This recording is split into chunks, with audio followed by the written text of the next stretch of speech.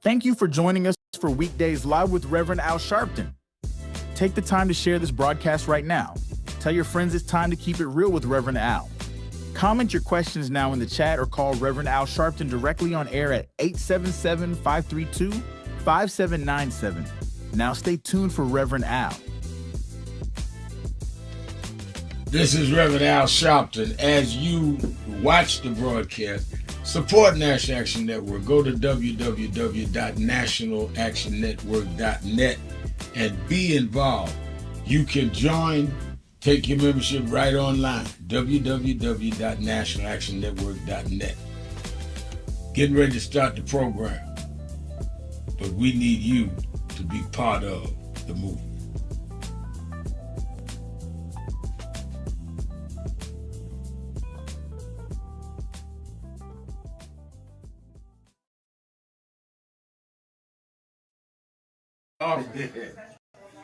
Rev, you know you were right there From the beginning. with the stuff that Yep. was going on in Brooklyn at that time, at Howard Beach. You were right there. He had in one of the early movies, he had my name. Then he put me in Malcolm, and I wasn't even old enough to know Malcolm. So we've been through it all. For those who see Malcolm X, it's 3 hours. But fast forward to the scene you saw Yep. Bobby Seale. Right. Bobby Seale, Denzel, and me. Yeah. Denzel was on the set. Now let me ask a question. Yep. What was your weight on that scene? I probably about 270. I was bigger then. Yeah. Still had the hair, And man. you had the head on. Yeah, it was. Denzel, yourself, and Bobby Seale. Yeah, all in one scene. And also, there was no cut. So we went like this. That's right. That's right. That's right. Yeah. Only Spike could have done that. It's my brother right here. My baby. Brooklyn's in the house. Yes, sir. Brooklyn's in the house. BK.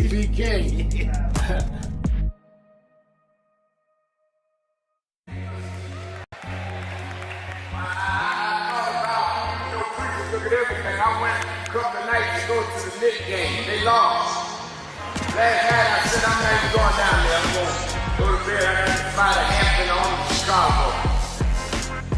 And by halftime I said, man, they ain't going to win this game. They got 29 points.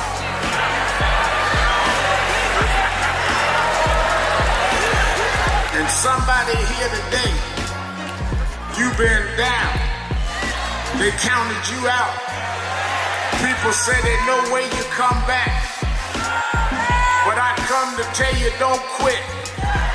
For there's another half to play. And God will take you and let you win when the odds are against you. I know they're talking about you, but preach anyhow. I know sometimes the pews are empty, but preach anyhow.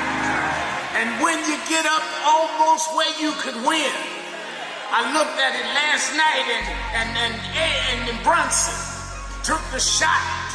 It looked like it was going in to win the game, but the shot hit the rim and all hope was gone. But then an African named Boyd OG just stretched through the crowd and he kicked in the winning shot. If you hold on, God will tip your win.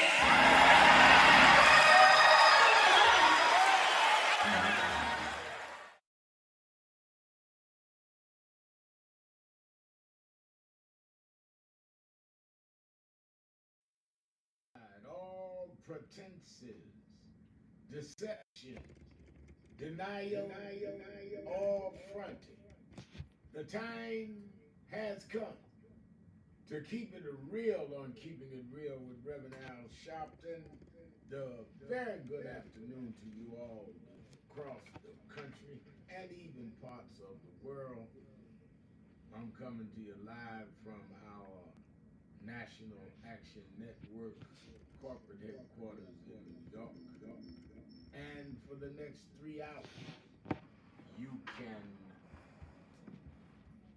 join this conversation, you that are listening on the West Coast, wherever you are, or on Sirius XM channel 126, the Urban View. You can join the conversation always call it 877-532-5797-187 532-5797, and we want to hear what you have to say, and we want you to feel free to say it. This is And as I say every day or very often, we don't have to agree, just call and express yourself. If we disagree, we do not have to be disagreeable. And of course, you can also give us a message.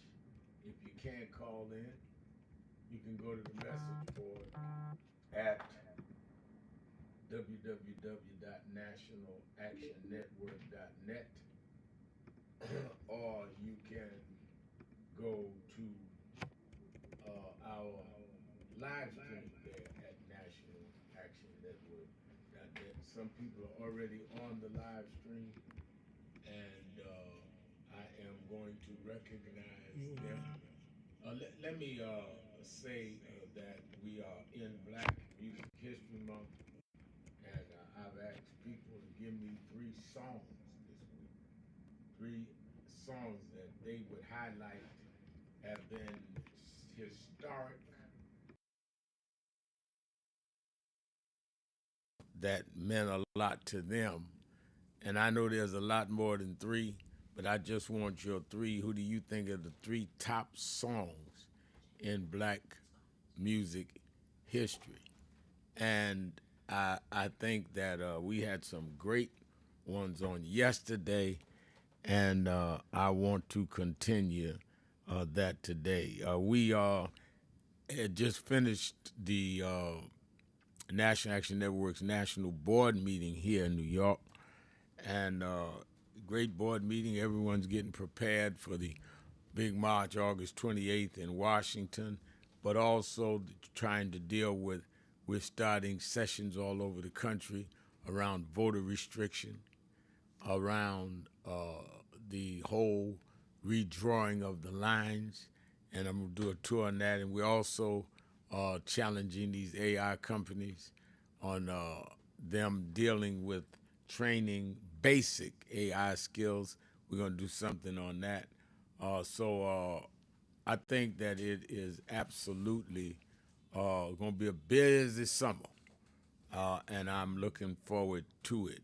I'm looking forward to the summer being out there. On the message board, people checking in already. I read from Deborah or Deborah. I never know the person how they spell it, how they want to be pronounced. I'm saying Deborah because it's spelled that way, but it may be Deborah, but Deborah Fleming. Hi, Reverend Al Sharpton. I am Deborah or Deborah from North Carolina. What are your plans if Trump try and stop the midterms? Well, I think that one of the reasons as we do this tour to form the voting brigade, our voter brigade that we're putting in major cities, is that we're going to have the midterms. We're not going to let him stop. Even if he tries to go into courts, we're going in and have people vote. We're going to be there. If they try to put ICE agents there and their presence intimidate people, we're going to be there so we can say, oh, no, we got cameras, go on in and vote. So that's part of the reason for the march, so we can register a lot of people to do this, and that's part of the reason for my national tour. Very good question. Very good question. 3 Indies, 3 Endless is saying, good morning, Reverend Al. Tell it all Tuesday from Antioch, California. All right. And it is Tell It All Tuesday, and we need to tell it all. Now, we see, talking about Tell It All, we see that they have, in my opinion, played themselves on this whole Iran situation. President Trump is in France for the G7 meeting. He's saying that one thing is on the document and the other is on the other side, Iran, is saying something totally different is on the document.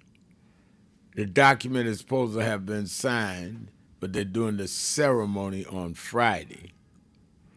And no one knows what's on the document as of yet and may not know till Friday.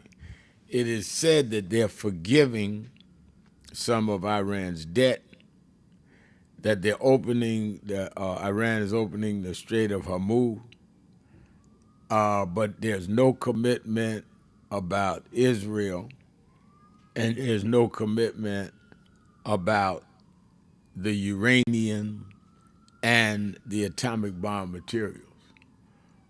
If that is true, and we will know, I guess, I hope, on Friday, then Trump is walking out with less than he walked in with. Think about it. See, Nadanje Duncan Simwanza says, I'm following you from Zambia in Africa. Well, good morning, Zambia. Glad to hear you on.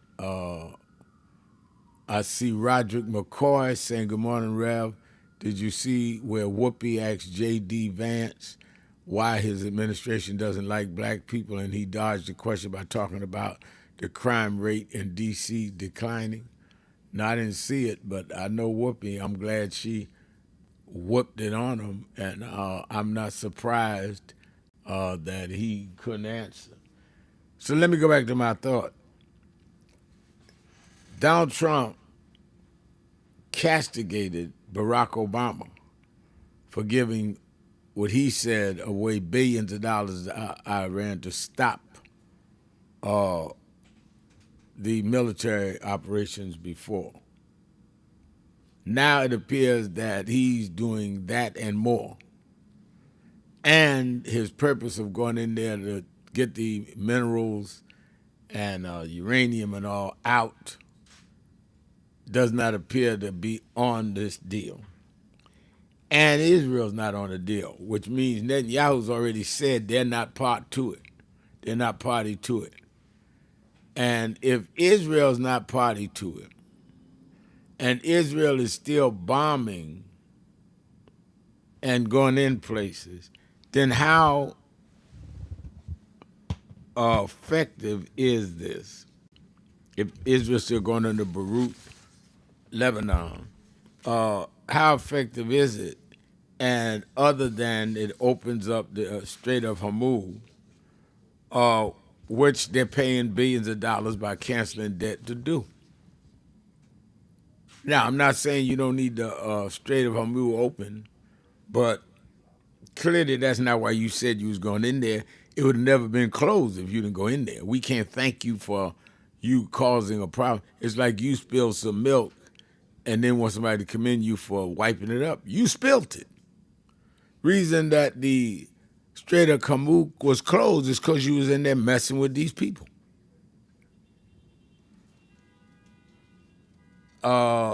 It's really, really, really that simple. I also think that the fact that we're seeing that the leading candidate by polls for mayor in Washington, D.C. is a black woman, and now that that is going forward, Donald Trump all of a sudden is talking about he's going to take back Washington, D.C. One day before the D.C.'s Democratic primary, President Donald Trump suggested the federal government could take greater control of the Capitol if progressive mayoral frontrunner Janice Lewis George wins, saying his administration would not tolerate policies he believes could drive businesses away. So let's look at a showdown there. So there's a lot to talk about today on Tell It All Tuesday. Tell it all Tuesday. 1-877-532-5797. 532-5797. And you can go to the message board at nationalactionnetwork.net. Mayor Rodney Jones is on there. He's upset. Don't get the mayor upset. He says, none of the women of the View asked VP Vance about the disrespect of former First Lady Michelle Obama. I believe there was a missed opportunity. I didn't see the show. I was in our national board meeting, but they definitely should have pinned Vance on that. All right, let's take a break. Be right back. Keeping it real. Sharpton. Be right back.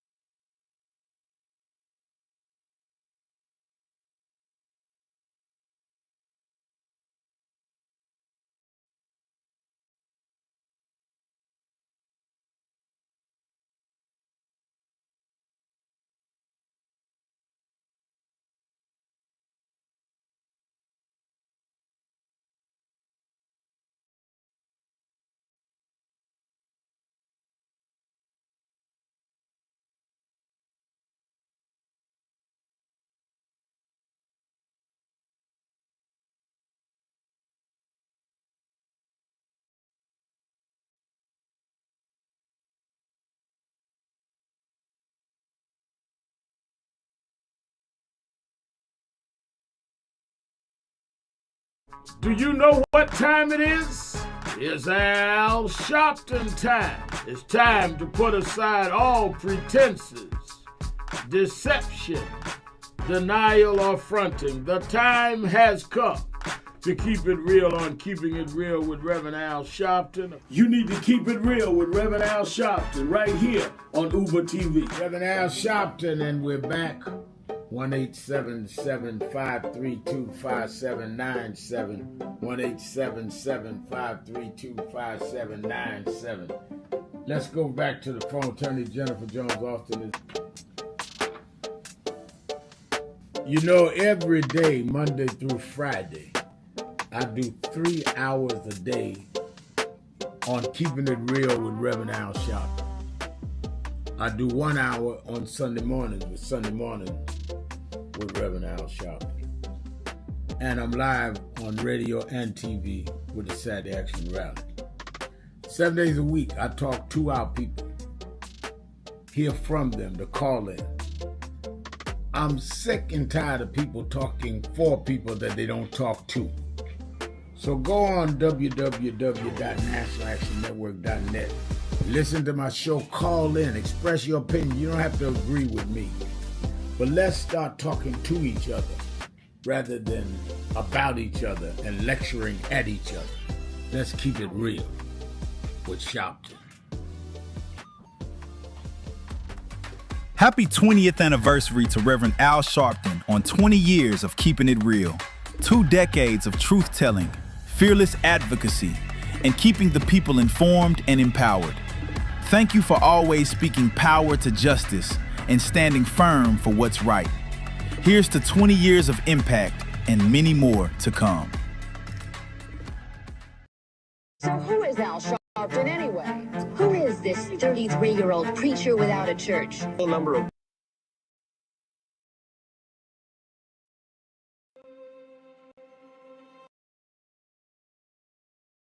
Available 24/7 and has an A rating with the Better Business Bureau. Millions of Americans have trusted WeFixMoney.com. Go to the site that you can trust. That's WeFixMoney.com. 2026 is here, and we are officially in primary season. Make sure your voice is heard.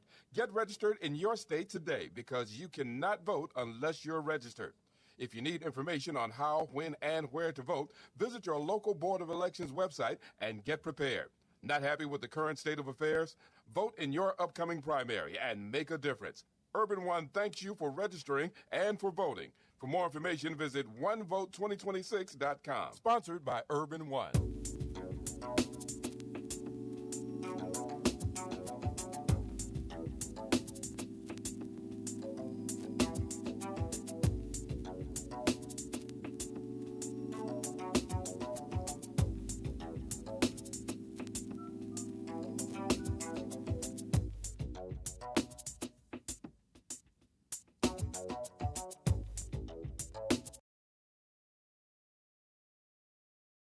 legacy forward through the moral leadership of Reverend Al Sharpton and the continued stewardship of Martin Luther King III, ensuring that Dr. King's dream remains a mandate, not a memory.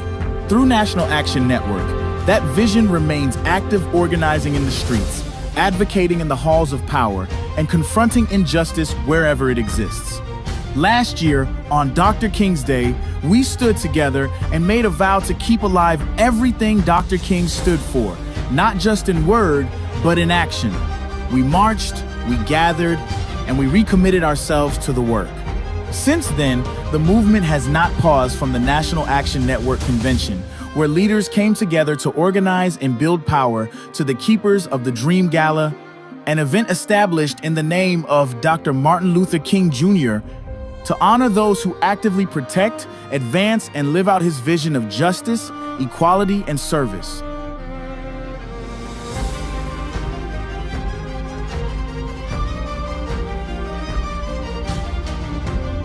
It is especially meaningful to remember that Mrs. Coretta Scott King was honored at the very first Keepers of the Dream Gala.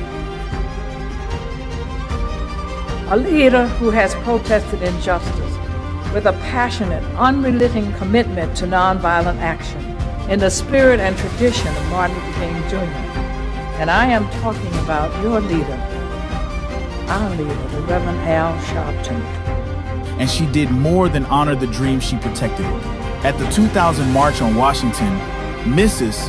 Coretta Scott King charged Martin Luther King III and Reverend Al Sharpton with the responsibility of carrying forward Dr. King's vision, ensuring that the movement would remain alive, relevant, and unafraid.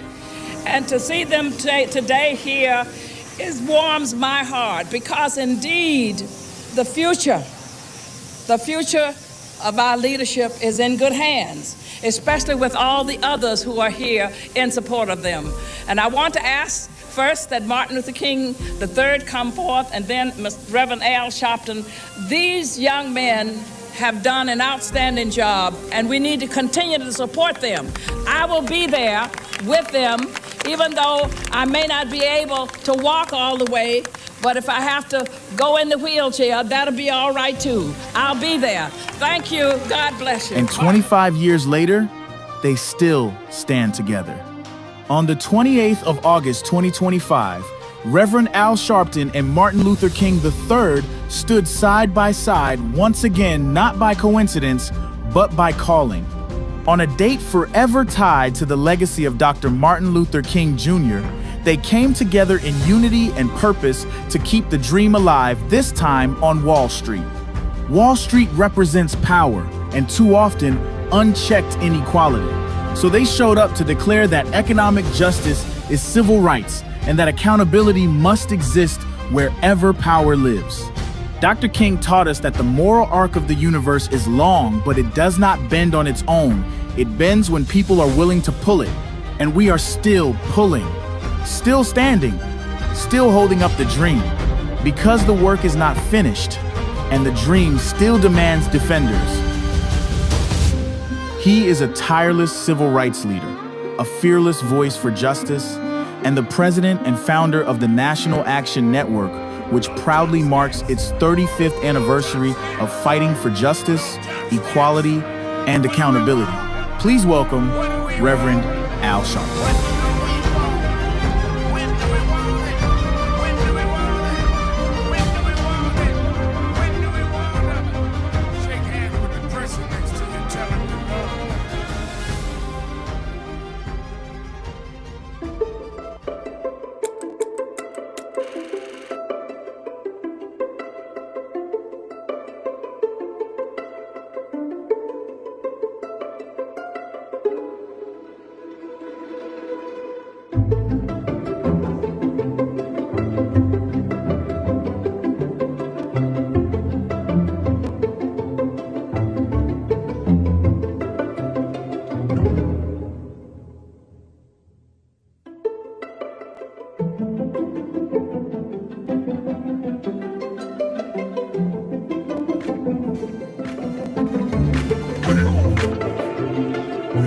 Keeping it real, I'm your host, Reverend Al Sharpton. 1-877-532-5797. It's Black Music History Month. Give me your 3 historic songs in Black history. And I think we are going to be enlightened by it. It's Tell It, Tell It, Tell It All Tuesday. Also, let me say by way of announcements, don't miss Politics Nation with Al Sharpton. Saturday and Sunday is Juneteenth weekend. I'm going to dig into that. I'm going to dig into it with the issues that are affecting us in states around the country. I have a couple of governors on about Juneteenth and about what is going on with the federal government and their states. And we'll have some of the members of Congress on. As we did last weekend, we had Senator Cory Booker on. We had Congressman Ivey on, and others, and we'll do the same this weekend. I dig deep into who is on the firing line and what are y'all doing. And let me say, I got the ratings. You supported the show, did very well. Both Saturday and Sunday, we had higher ratings than any show before us on MS Now, and our outrated CNN again. It's about the 4th or 5th week in a row that you're supporting the show. Keep doing it. It keeps us on the air. You that are in the New York, New Jersey, Connecticut area, meet me at the Saturday Action Rally. It is our Saturday Action Rally. Will, of course, focus on what is the real meaning. Because a lot of people are getting away from what the real message of this holiday is, and why is it, and what does Juneteenth mean in 2026? What is the lessons we could take? And I think that it is absolutely necessary for you to be at the rally Saturday. And you that have pledged helped with the new headquarters, we're going to have transportation to bring you over and show your new headquarters. We do not have the certificate of occupancy for the auditorium. That's why we're not having rallies there yet. But we want you that have invested in it to see it, and we'll have the transportation ready. We'll be at Mother AME Zion Historic Church, 137th Street between Lenox and 7. Our rally 9 to 11 a.m., our Juneteenth weekend.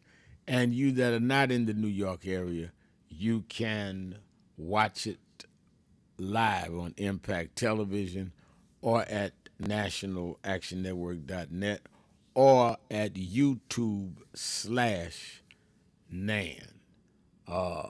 And I think that it is something you need to do and encourage others to do. All right, let's go to the phones. It's Tell It, Tell It, Tell It All Tuesday. Let me start in Cleveland, Ohio with Demetrius. Demetrius, you're keeping it real with Al Sharpton. Hey, thank you, Reverend Sharpton. It's good speaking to you as usual about these different subjects. I just want to speak on concerning the treaty with Iran and Israel, part of it, and what's going on in Lebanon. I believe it is tied together because Israel took part in the first attack on Iran. So what Israel doing in Lebanon is a result of the Iranian war, because that's one reason why Hezbollah started attacking even more vehemently against Israel, because of the attack on Iran, and Israel went deeper into Lebanon. So it's all tied together. And I believe Israel's responsibility is to help alleviate the pressure that's going on. Israel have to draw back the troops to the border it was before the war started. But that should be part of negotiations, because Israel pushing to Lebanon is an effect of the Iranian war, because Hezbollah was responding. Yeah, but I think, Demetrius, I'm going to let you finish. Okay. That they wanted or did put that in the negotiations, and apparently they weren't successful, because Israel's not party to it. I can't believe they were meeting and they didn't bring that up. Now, again, I've not seen that verified anywhere, but I can only assume what happened with Netanyahu saying that they won't co-sign that this is not good for Israel. The right wing in Israel is saying this is bad for them. And Trump saying he called Netanyahu a bunch of names on the phone, but they ain't budging, it appears. So the question is, can they really normalize situations without making Israel part of the deal? It's going to be difficult because, like I said, the hardliners in Israel, they want to push further into Lebanon because they feel like they have the right, to certain territory. And Netanyahu said because his political situation, he want to keep war going to a certain extent, and also because they want to have more land for the settlers as well, to be ready for land.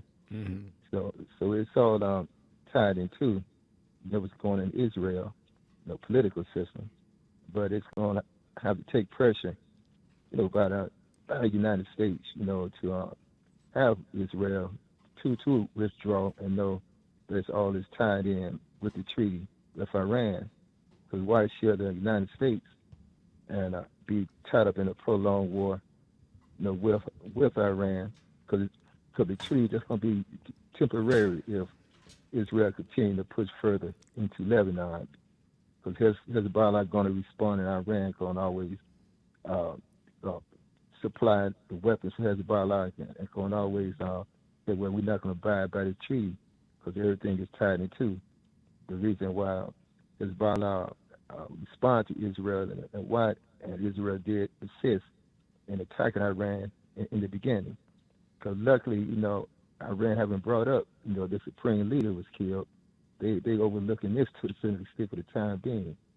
So the United States should at least, have Israel and not to know that they have to make good of this situation, why it is a possibility, and not just for the United States, but for the whole region as well. Yeah, I think you're right. I think also you've got to ask yourself why Trump, who threatens everybody else, is not threatening them.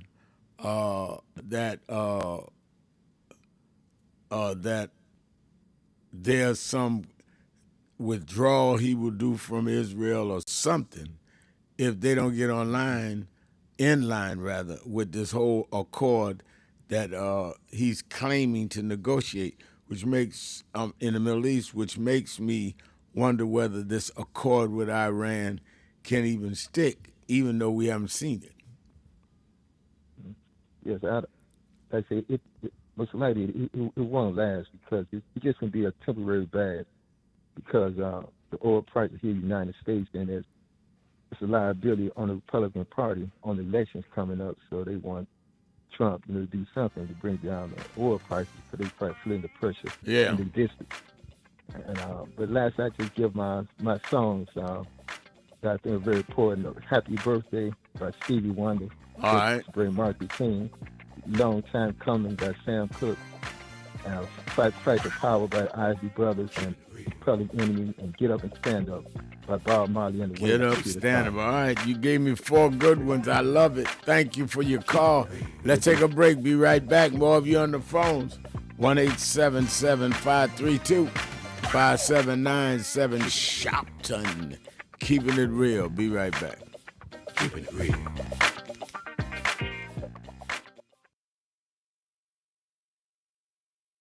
So who is Al Sharpton anyway?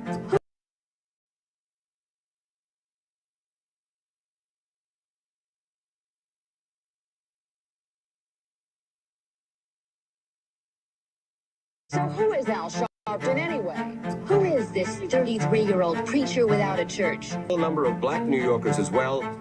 He is little more than a pudgy exhibitionist who can be counted on to show up, bullhorn in hand, at every racial incident.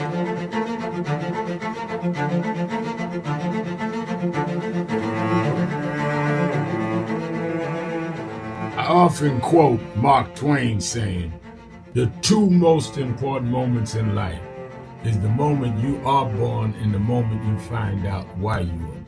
I had a very troubling conversation the other day that prompted me to do this little video. Young man that I've known a while came to me and he was crushed. I mean, really crushed, because people were criticizing his work. He's in the ministry, but he's also an actor. And he said he couldn't understand why people were jumping all over, criticizing him, trying to find scandalous and derogatory things about him. And I told him, I said, you know, you very young. You don't know the road I've traveled.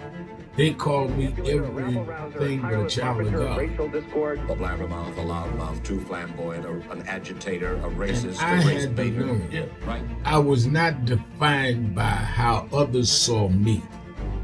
I was defined by how I saw myself and whether I was being true to myself. Some of you watching this don't like me. And it doesn't matter as long as I know what I'm doing. And I like me for being real. So I'm doing this video to say to you, whoever you are, and whatever you do, you may not be in ministry or social justice, none of this stuff, but don't live your life worried about opposition or people that don't like you. You can turn that around. Use me as an example. The same people that call me a scam artist, a con artist, a sellout, or racial hustling, I kept going. And the people I respected started respecting and publicly embracing my work. When Coretta Scott King, the widow of Dr. Martin Luther King Jr., had this to say about Al Sharpton. A leader who has protested injustice with a passionate, unrelenting commitment to nonviolent action in the spirit and tradition of Martin Luther King Jr. And I am talking about your leader, our leader, the Reverend Al Sharpton. The other thing that hasn't changed is the National Action Network's commitment to fight injustice and inequality here in New York City and across America. And that's not only a testament to Reverend Sharpton, it's a testament to all of you who are here tonight. First and foremost, to Reverend Sharpton. I saw him when he first came on the scene, and I have marveled at his tenacity, at the development of his intellect, and his devotion to our movement, and much he has contributed to the world we are experiencing. I am honored, and I must say that when I had my debate with Dr. King on the issue of the church and religion, he didn't warn me that after his departure, his space would be filled by another preacher, and that preacher would be Al Sharpton. All you want in life is people that matter to you to say you did all right. And more important, that you can look in the mirror and say you did all right. Thank you, Rev. Thanks for that introduction. Look, we've known each other for a long time. I'm grateful not only for your leadership and partnership, but quite frankly, more importantly, for your friendship. And thanks to all of you, members of our nation's most important civil rights organization. You have been, over all of your years, such an extraordinary leader. You are a voice of truth, a voice of conscience, a voice of practicality around what we must address and what we can do. And I thank you so much for your friendship. I remember that most of the youth around Al's age, he was about 12, wanted to be like Connie Hawkins, a great basketball player, legend, or Earl the Pearl, or Clyde Frazier. Al wanted to be like Adam Powell, a powerful preacher with a social justice gospel. He was very close to, at that time, to Reverend William Augustus Jones, powerful preacher and social justice advocate, and Reverend Gardner Taylor State right down the street, and Bishop Washington, whose church he came from, and Reverend Sandy Ray. He wanted to be like these giant preachers. He wanted them to have the edge, however, of the King's social justice dimension. He wanted to be like them, now he's one of them. Perhaps taller than most of them because of the risks he has taken and the reward God has given him with his gift. I remember so well that I first escorted him to jail. He was around 13 years old, with the jail fighting the ANP. He was in the lineage of our struggle. He grew up in it. We didn't just see him on TV one night. He didn't happen. He came bottom up, not top down.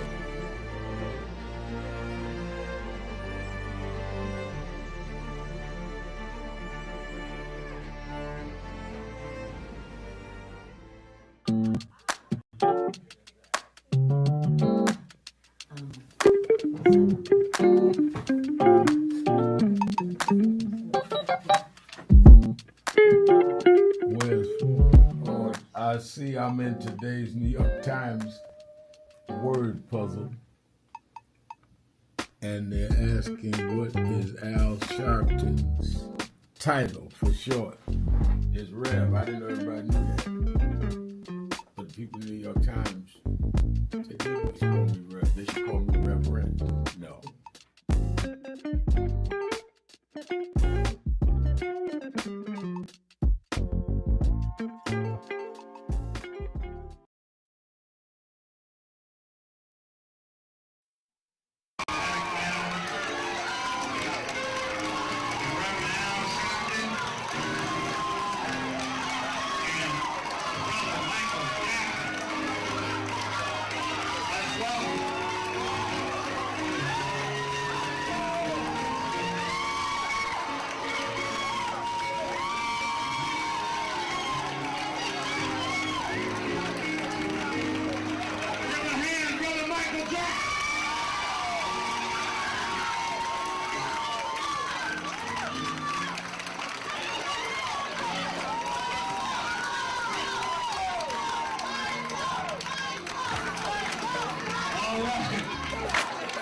Keeping it real, keeping it real.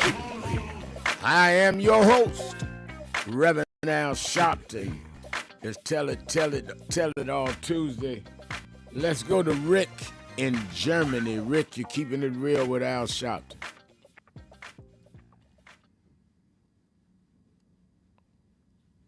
I don't hear Rick. We don't hear him. All right, let's go to, I see on the message board, James Thomas says, Rev, my songs for Black Music Month is I Believe That the Whole Damn Word is Going Crazy by John Carey Williams, and Impeach the President by Roy C. Hammond and the Honey Drippers. All right, I got Rick back. You got some interesting choices. I think we got Rick from Germany. Rick, you keeping it real with Al Sharpton. Can you hear me now, Brother Sharpton? I do hear you now, yes. Okay. I got three issues I want to talk about real quick. First of all, I just want to talk about food. I've started a conversation about food there in America, and I just want to say that I don't want black people, especially the poor, but black people in general, to fight over food. Veganism will not come to everyone, and it's been possibly 3 million years since we were all vegans and vegetarians out on the plains of Africa and Asia. So don't fight over food. It's the most animal thing we can do. Second, civil war will come again to America. Too many in the black American community don't know who Hezbollah or Hamas are and don't care about world news, farm and environmental news, and so they will just perish when these wars, cataclysms, and apocalypse occur. I think Christians are preparing somewhat, but most Americans think that life is a bowl of cherries and that we are to be comfortable despite wars abroad and wars around the world. Brother man, I'm done. All right, thank you for your call, Rick in Germany. Let's go to Nicola in Washington, D.C. Nicola. Yes, good afternoon, Reverend, and thank you for your ongoing leadership, your strength, and your courage. It's hugely appreciated. Thank you. I wanted to comment on, yes, sir. I wanted to comment on the recent news reported in the New York Times about the attempt to impose the Insurrection Act and attempts to send troops to Minnesota. And this reflects on your work and the work that we're doing to advocate how successful it's been. In that top meeting of top advisors, one advisor named James Blair weighed in with the political case, and this is a quote from the New York Times, if I may. The scenes of federal agents in Minnesota already look chaotic, he said, and the public was recoiling. He put three questions to the room.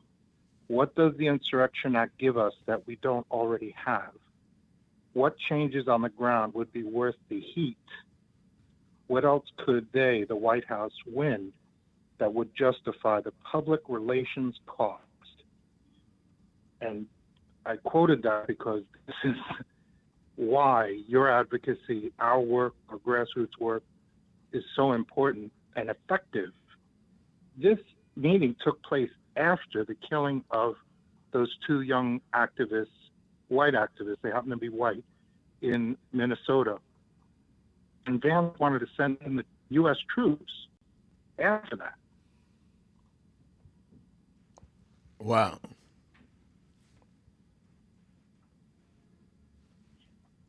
Are you there? Yeah, I'm here, sir. And I feel like, if we look at that incident, and we look at the reporting by Maggie Haberman about how public reaction stopped him, it really reflects on the work of people such as yourself. And I say leading with yourself because you're on television interviewing the Attorney General of Minnesota, and you're advocating so effectively. So thank you. Now, let me ask you this. Maggie Haberman, when you say follow what she's saying, you're talking about in her upcoming book? Yeah, it's in her upcoming book. This is one part of it. But a part of it was released in a large article in the New York Times. I believe it was yesterday. Yeah, it was yesterday. Yeah, I saw it. Okay. Yes. Thank you for your call. James Thomas says on our message board, Reverend Al, I would like to know, what do you think about Maggie Haberman and Jonathan Swan's book about Trump and the Epstein files, because it seems like every day Trump is really freaking out over it. I have not seen the book. I know that Trump is seemingly freaking out over it. Maggie is probably going to be on Politics Nation this weekend. I'm going to ask about the book. She interviewed me for the book. I don't know if she used any of it or not. I've known Maggie a long time, but it seems to really hit a nerve with him, which means it's probably a must-read book for me and you. Let's go to Charles in Washington, D.C. Charles.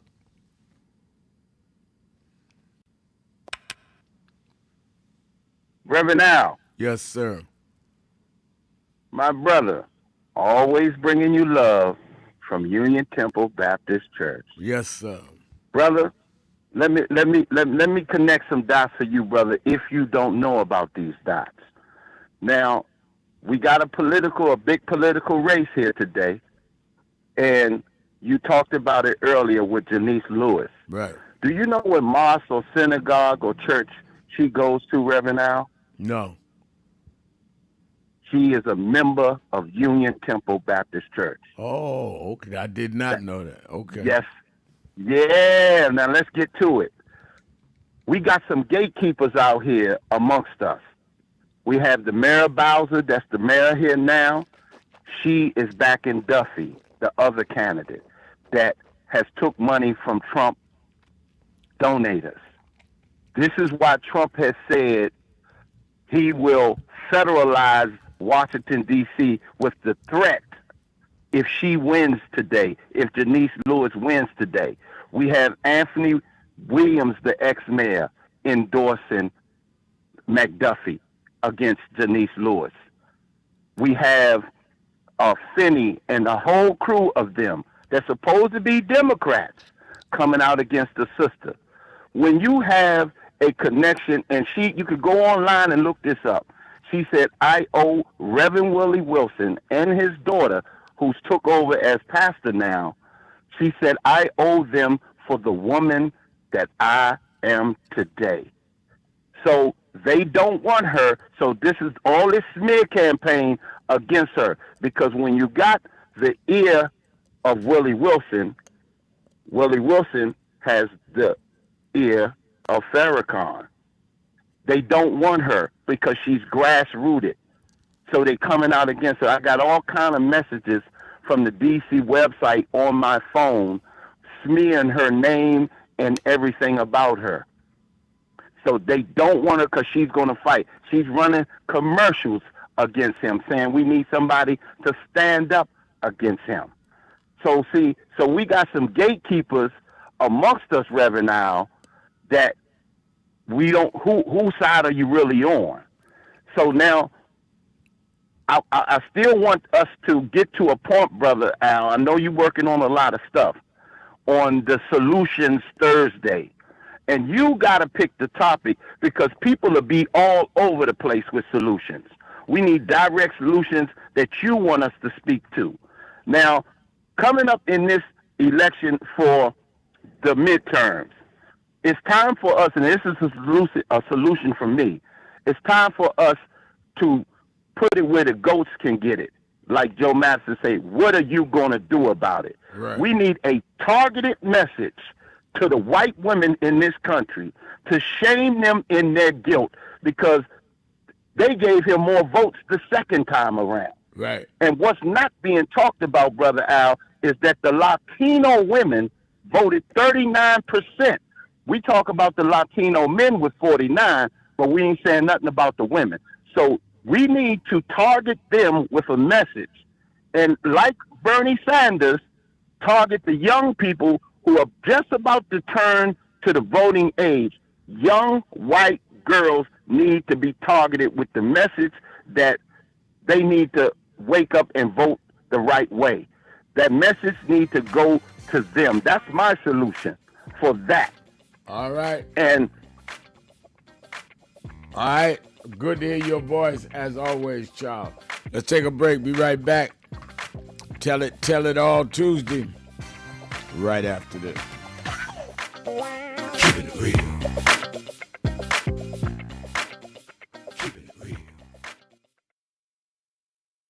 Thank you for joining us for Weekdays Live with Reverend Al Sharpton. Take the time to share this broadcast right now. Tell your friends it's time to keep it real with Reverend Al. Comment your questions now in the chat or call Reverend Al Sharpton directly on air at 877-532-5797. Now stay tuned for Reverend Al. This is Reverend Al Sharpton. As you watch the broadcast, support National Action Network. Go to www.nationalactionnetwork.net and be involved. You can join, take your membership right online, www.nationalactionnetwork.net. Getting ready to start the program, but we need you to be part of the movement.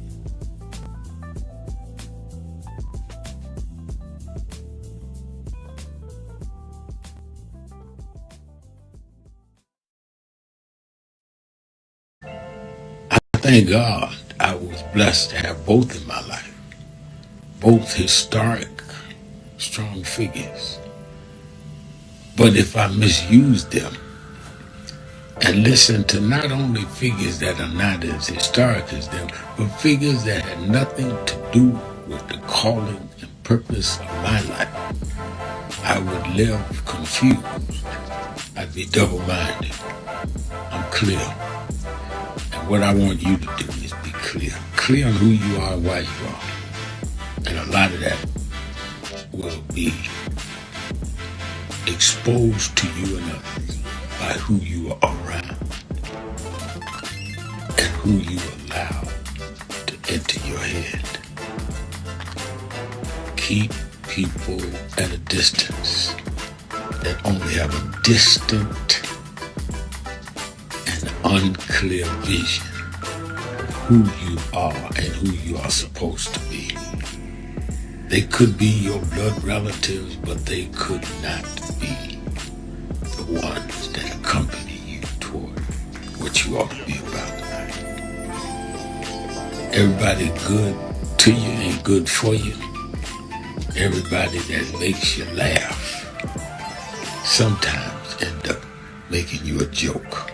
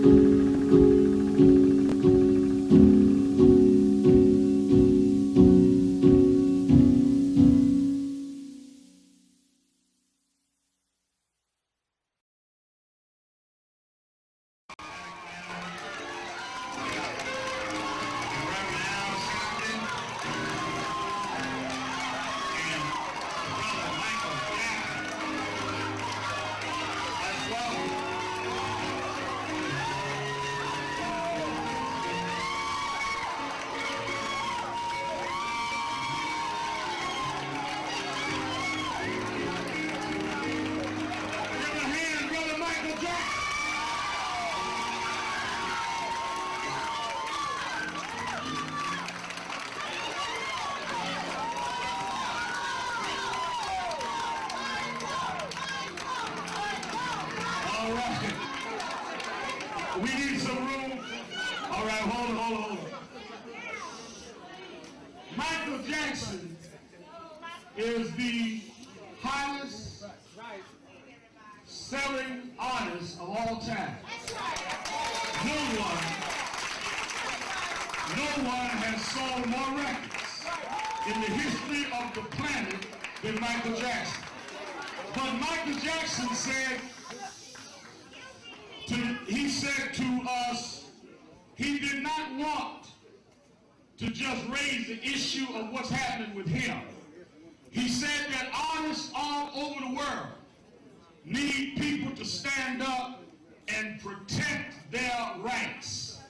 And he said, Reverend, if we're going to stand up, if it's for all artists, I'm there.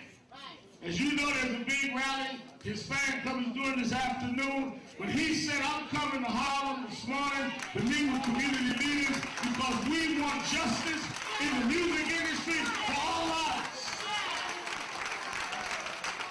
Now there'll be some that say, oh, Michael, are you doing this only because of your situation?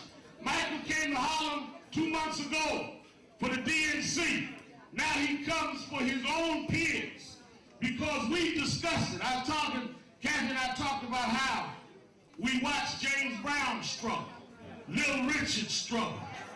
We've seen artists, black and white and Latino struggle.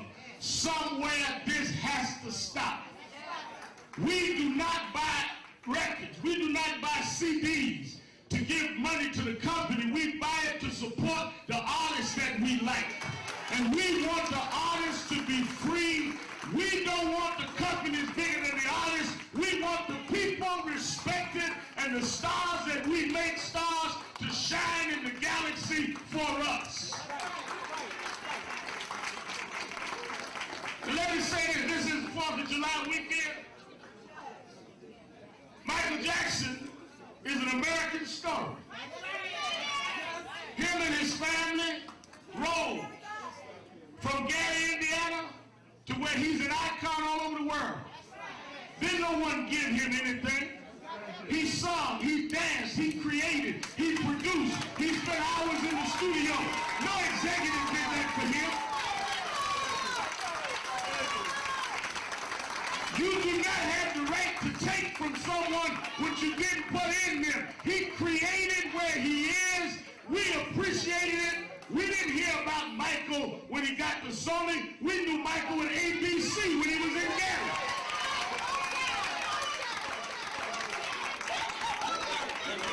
They got thrilled when he did Thriller. We was already thrilled.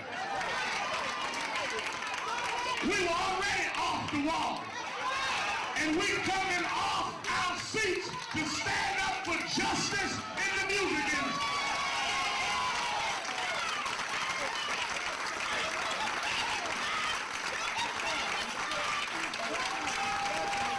Let me say one more thing. I don't need that loud talking now. We're on the rail. I want people to hear the message. Let me say something. I read one newspaper said, well, the record company saying they're going to wait and put out the best of Michael Jackson. You can't put out the best of Michael Jackson because the best of Michael Jackson is yet to come. He's still creating. He's still innovating. He's still the king. He's still ours, and we are still his. Fans all over the world. Thousands came out in London. Thousands will come out in New York. All over the world, we're going to make it clear that our artists should not be paying back things they had no input in. The promotion budgets. James M. Tume will lay it out. The video budgets. All of this is charged to the artists, yet the artists have no discretion on what to say. So if they want to buy an ad with their friend, Michael can't tell them buy it in Jet Magazine because they decide the budget and charge it to the artists. That's why many of these artists have no money at the end of their career. But he wanted to fight while he was on top, so it will help your child not have to fight one day to go through what they've had to go through.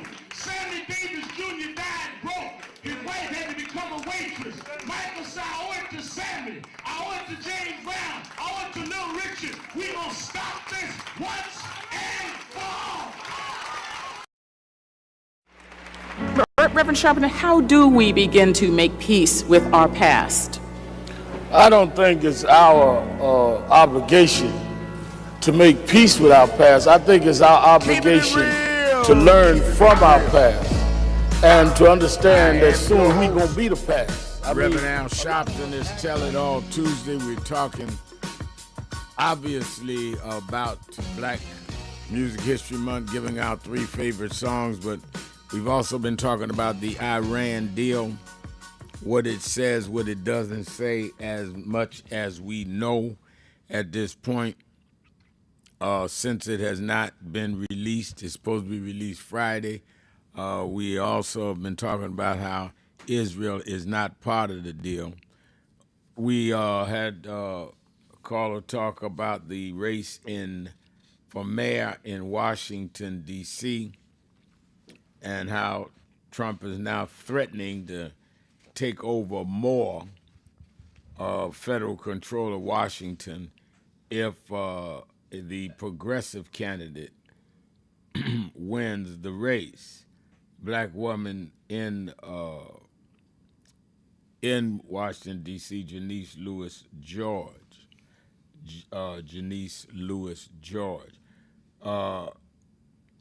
Also, I mentioned how Governor Gavin Newsom, I did not mention this, Governor Gavin Newsom is saying Department of Justice is investigating his wife. It's a weaponized attack for his potential presidential run. Investigating her for tax fraud is political.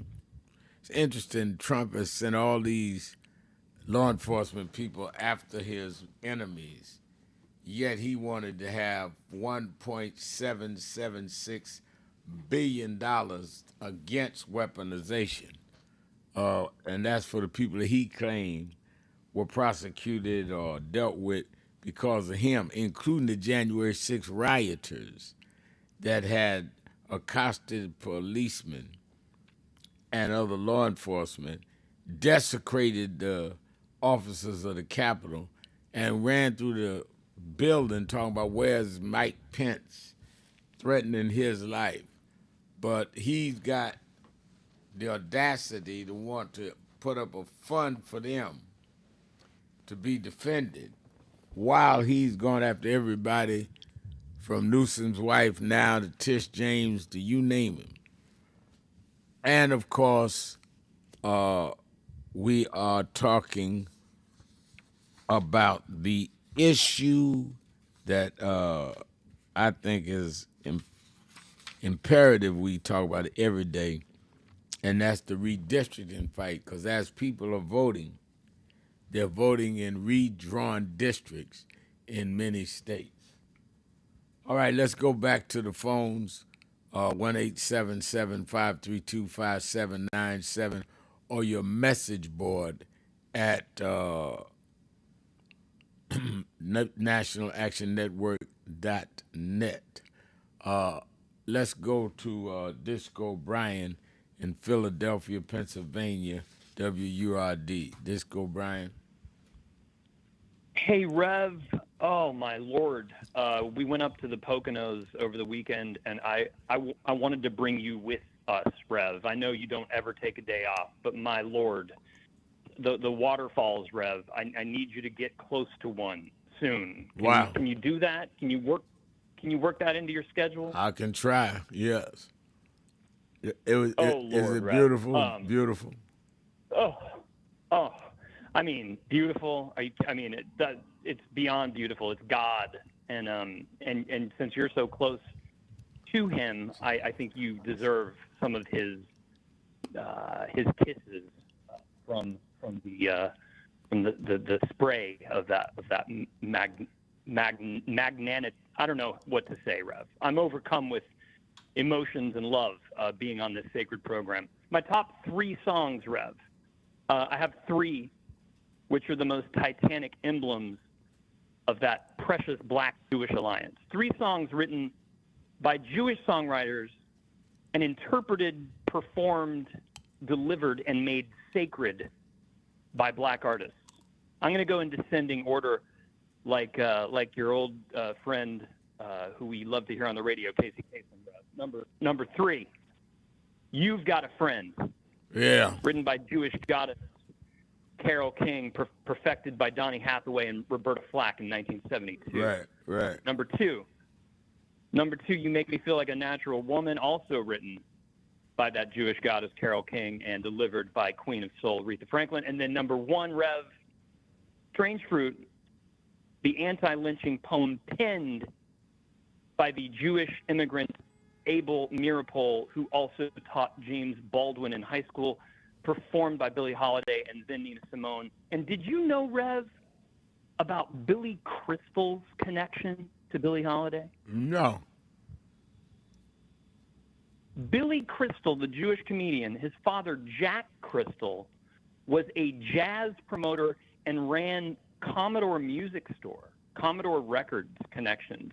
And his uncle, Billy Crystal's uncle, Milt Gabler, was the Commodore Records producer who recorded Billie Holiday's Strange Fruit for the first time, since the national record labels would not allow her to do that. Isn't that incredible?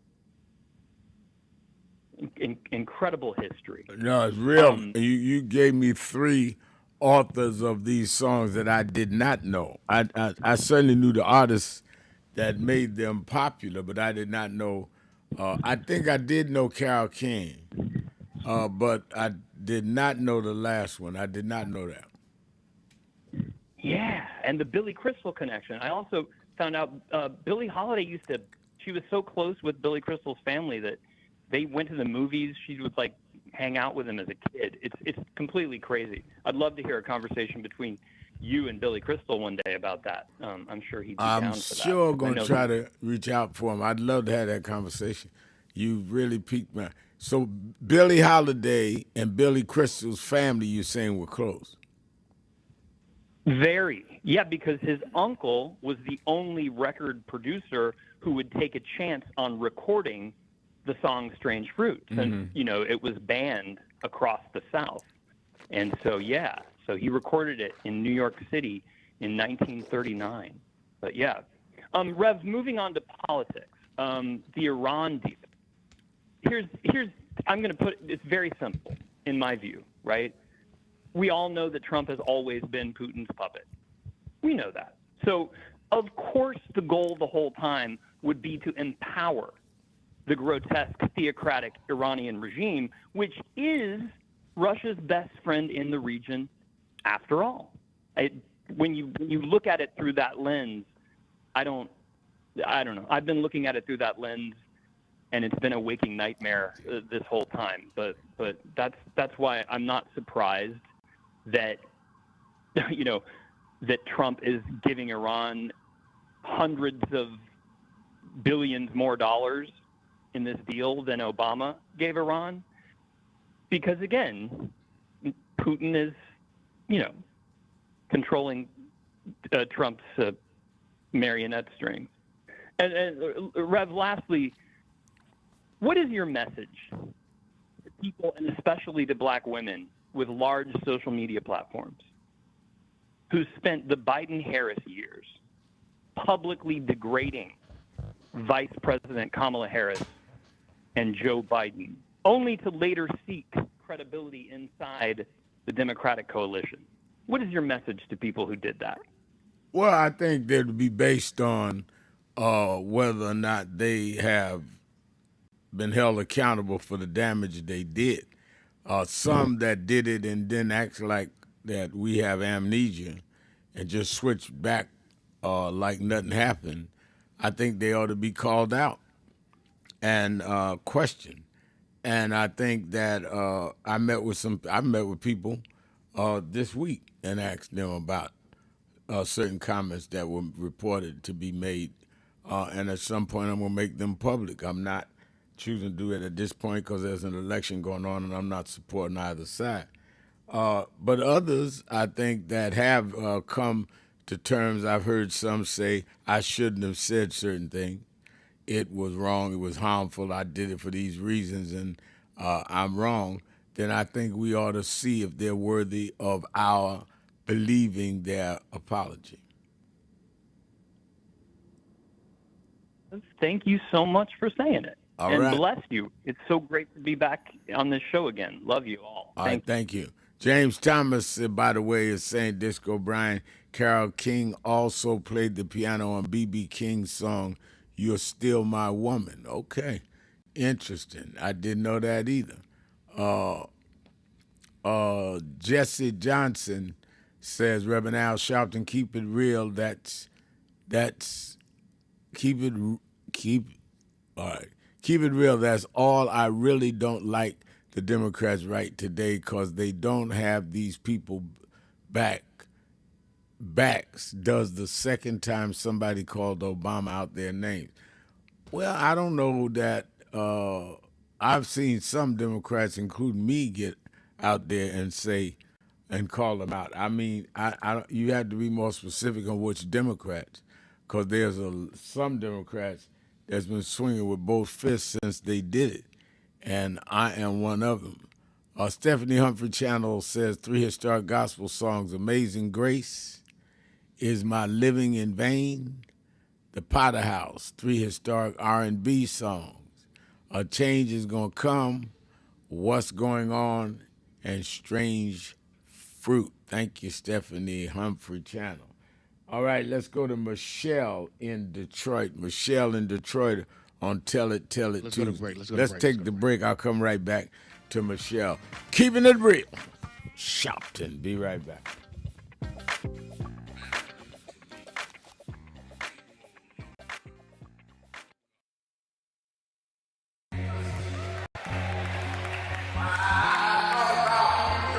Look at everything. I went a couple of nights to go to the Knicks game. They lost.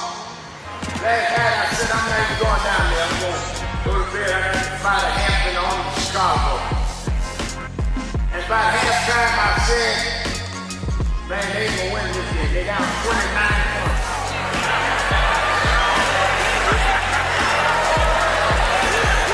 And somebody here today, you've been down. They counted you out. People say there's no way you come back. But I come to tell you, don't quit.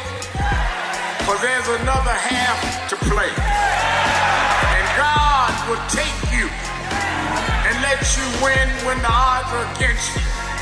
I know they talk about you, but preach anyhow. I know sometimes the pews are empty, but preach anyhow. And when you get up almost where you could win, I looked at it last night and Brunson took the shot. It looked like it was going in to win the game, but the shot hit the rim and all hope was gone. But then an African named Boyd OG just stretched through the crowd and he kicked in the winning shot. If you hold on, God will tip your win.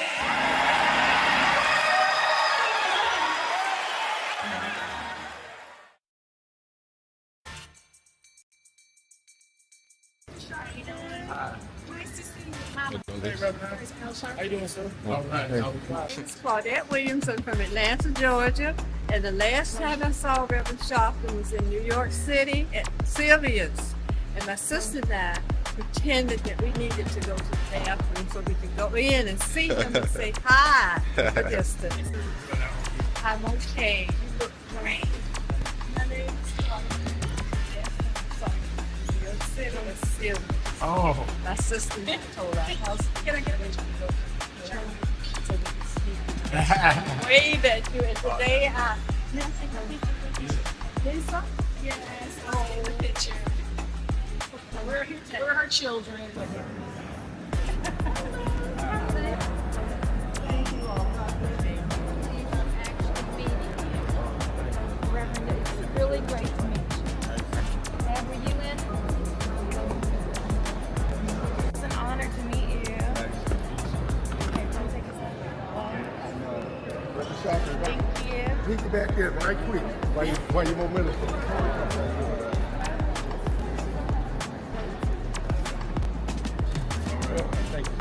One more, please.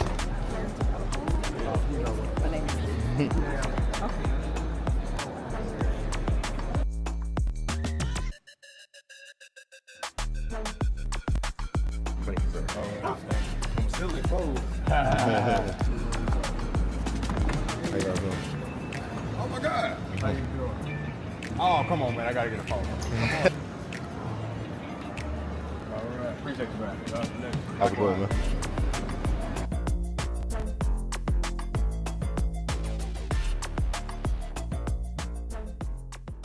Hello, New Orleans.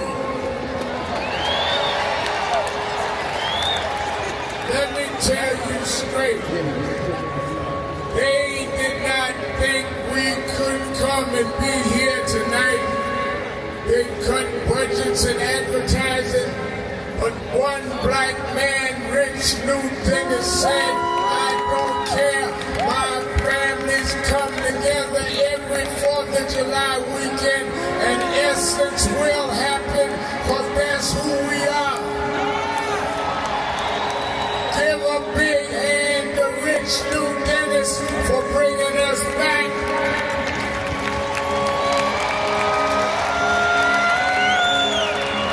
Why do we come?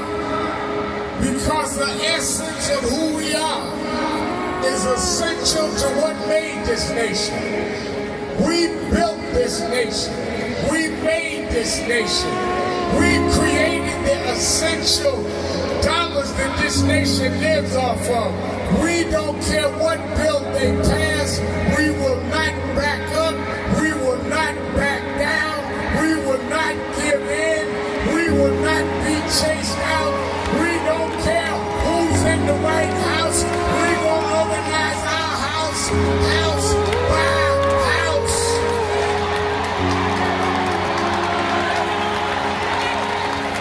We came over the Middle Passage. We survived slavery. We survived Jim Crow. Don't you give up now. Don't you turn back now. Stand up, black man. Stand up, black woman. Reclaim your dignity. Reclaim your place. So we stand with the Global Black Economic Forum. We stand with Essence Magazine because that's who we are. So don't give in now. Yes, there's some rough days, but we've been through rougher days than this. Yes, Trump is a bad dude, but we beat badder dudes than Trump. So let's party with a purpose, because our rhythm and our music reminds us who we are. Because we can smile through our pain and organize for our gain. Let's stand up and let's celebrate who we are. Thank you, God bless you.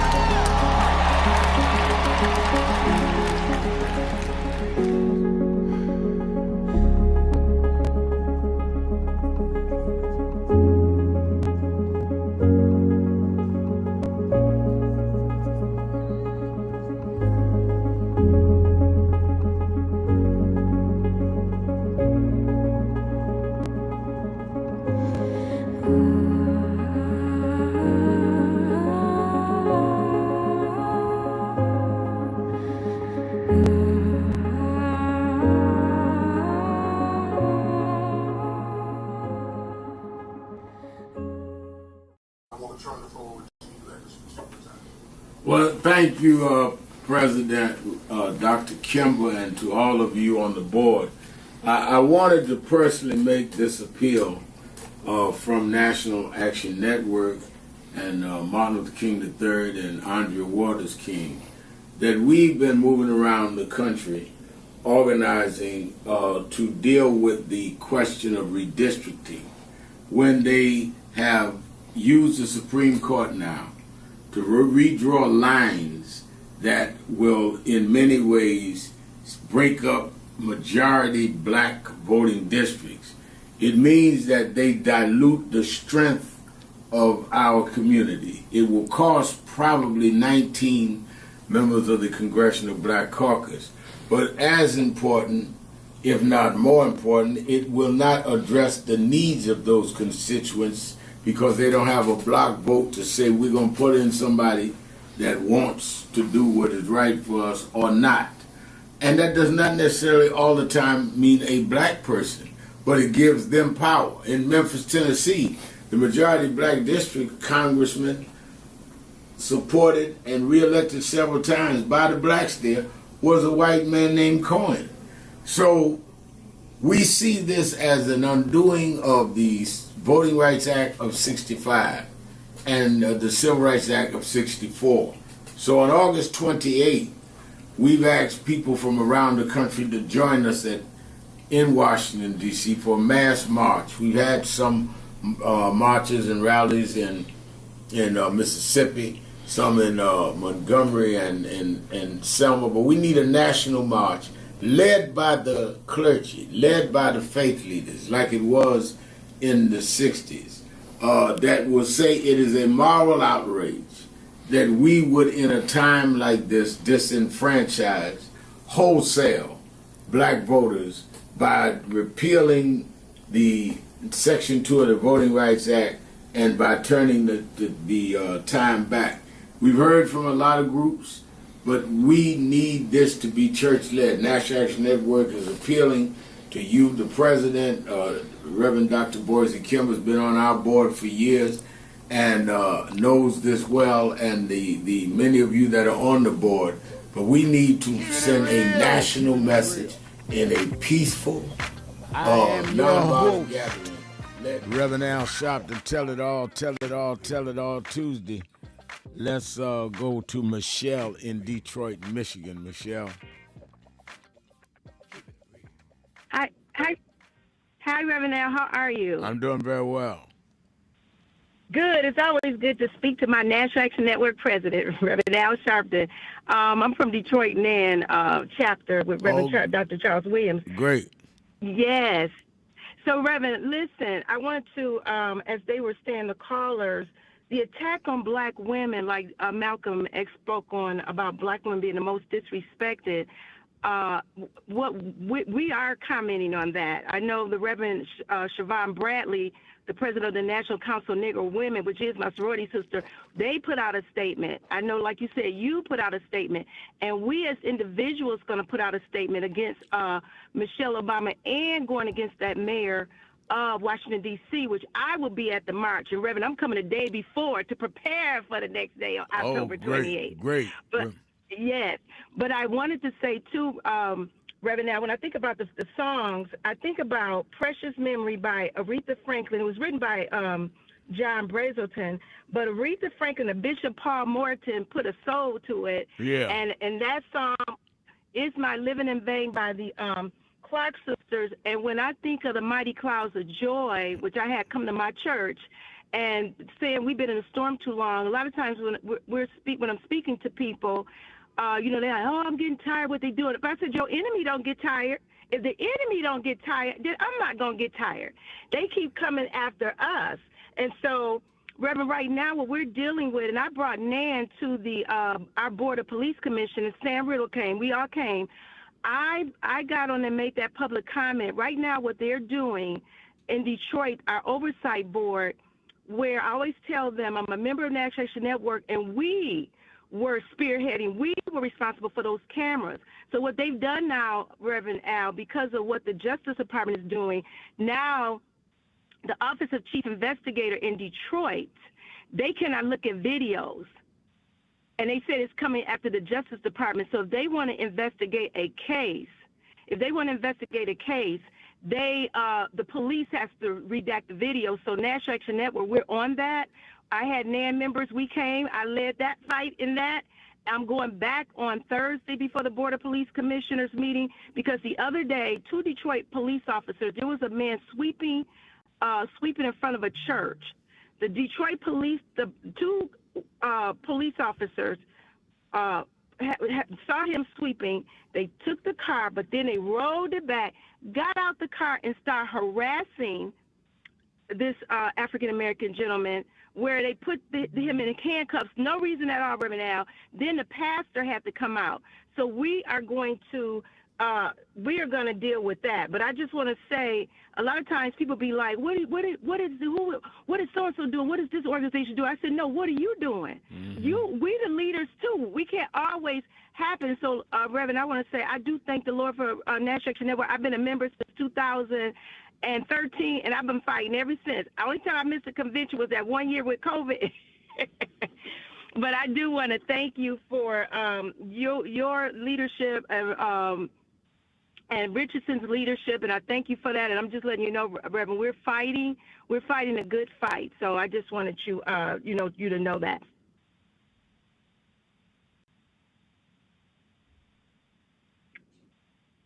I think that was a good call. I think let's go to Rufus. I was trying to think if I wanted to respond to that, but I think I'll comment on what Michelle said because she said so much that was so profound.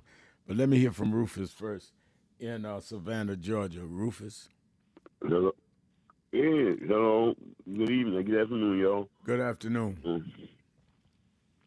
Yes, I had put up a little something on your message board yesterday, but y'all was having a little difficulty with the audio before when I went out. Right. Yeah, time ran out yesterday. And you responded to it, but I wanted to make sure that that you understood what I was saying. I was saying that the Carmelo Anthony family, they were being interviewed, and they were saying that they were tricked, and they believed that their defense attorney was working with the prosecutor and the judge down there in Texas, all Republican conservatives. They call themselves MAGA. You know what I'm trying to say? Mm-hmm. And they believe they were tricked because the defense attorney took $700,000 from them and told them not to get in touch with people like you and Ben Crump. So, trying to trick them to say, "Oh, keep it down." Wait a minute. Now, their defense, they're saying their defense attorney told them that? That's right. Now, that's what they said. That this is what the parents said. That's what the parents said. They gave them they was tricking them, saying that they was asking, well, shouldn't our son try to get out there and put his narrative out? Because they was putting the narrative out about the people's son, but they couldn't find nothing on the boy. The boy was almost a 4.0, a straight A student. He wasn't no bad child. Everybody, all the little girls loved him. He was a 17-year-old, but he was a real sweet little kid. All the little girls loved him. He had a beautiful attitude and all that, and they couldn't find nothing. So they was putting out a narrative about, oh, he did this, he bought a knife, this and he should have do. And they were saying, well, wait a minute, that's not my child. My child is not like that. Don't you think we should say something? Oh no, keep it quiet. You don't want to act like you want to put no race. All the time, you don't playing the race card. All the time, they was playing the race card on the other side. And they were saying that don't get in touch with nobody in the civil rights community. Keep it down. That man took $700,000 from them people. Wow. And them people, they done found out that they done tampered with the video, little pieces of the video coming out, and people on the jury saying that, oh, they ain't showed us that on no video. They didn't show us that. Yeah, well, as I said, Rufus, yesterday, the family has reached out. I believe they talked to Ben Crump, and they're talking to some of our people. The issue now is... well, that's after the fact. Well, I'm getting ready to say that. I definitely see what you're saying, and that's the damage done because he has now been convicted and sentenced to 35 years in jail. So it's got to be a total different legal argument and a strategy by civil rights groups because he's been convicted. And you need an appellate lawyer and to find the basis of the appeal. And I think that's what they're looking into now. But you're correct in everything you said in regard to this. Thank you for your call. We'll be right back. More of you on the phone. 1-877-532-5797 or the message board. James Thomas is saying, let's keep our eyes on the prize like John Lewis told us. Absolutely. And I subscribe to that right away. Let's take our break. Be right back. Keep it real. Keep it real.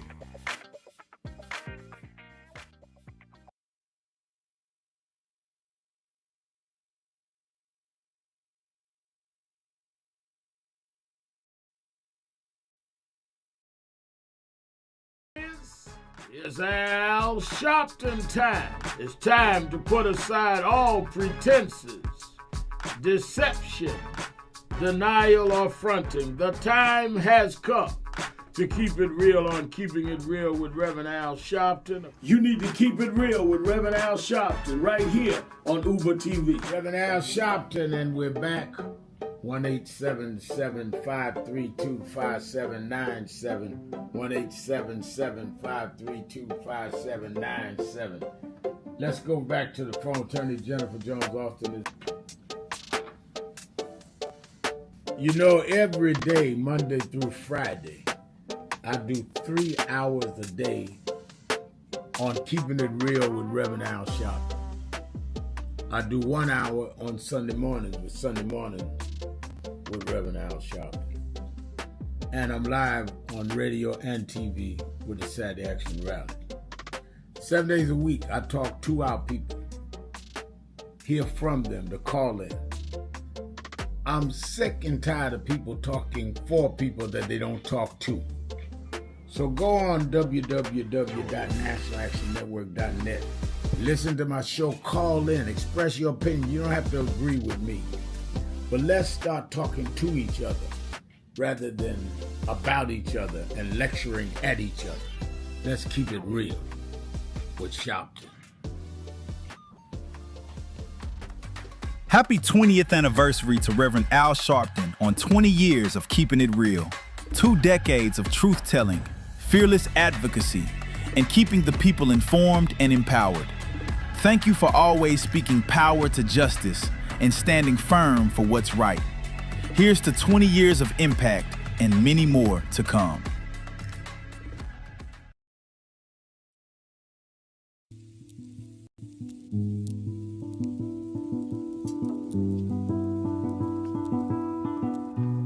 I had a thought this morning that I wanted to share with you about mentorship. I am able to do a lot of what I do because I had great mentors, but there are correct ways and incorrect ways to mentor people, in my opinion. I was mentored as a boy preacher by Bishop F.D. Washington, one of the great Pentecostal preachers of his time. Then Reverend William Jones, who became my pastor after Bishop Washington died, who was unquestionably in the top 5 black church ministers, theologians. Reverend Jesse Jackson, who I started my activism under his leadership, he and Reverend Jones. And I learned politics directly as a youth director from Shirley Chisholm. So even though I didn't finish college, I had the most unique education in the world from being exposed to giants. But the one thing I learned is as I grew older and people started coming younger than me and wanted me to teach and mentor them, the magic of the mentors I had is they did not want me to be their clone. They wanted me to learn things from them and use my own gifts and talents in my own unique way and let me do things on my own, because they knew that if I flopped in some things, it would teach me for the other things. They'll come and help me once I was down, but they were not going to have me avoid being down. And they were not going to impose themselves on me. Why am I saying that? Because too many mentors want clones, and too many mentees want their mentors to put them on a pedestal. Oh, so-and-so didn't do this for me. Oh, so-and-so didn't open doors for me. If they gotta open doors for you, it may mean that they knew you weren't ready to go through those doors. Their job is to prepare you. Your job is to develop your own skills, your own unique ways. And I don't care if it's my daughters, who both have come into their own, or anyone else. I'm not a talent agent. I did not form National Action Network to give people their step up. I formed it to fight for justice for everybody. If talented people get in, it's my job to invest and give them a platform. It's their job to get on the platform and perform and show their ability. Sitting with me today in the office as I talk about is one of my mentees, Reverend Stephen Marshall. Now, Stephen, you just came around us when you were how old?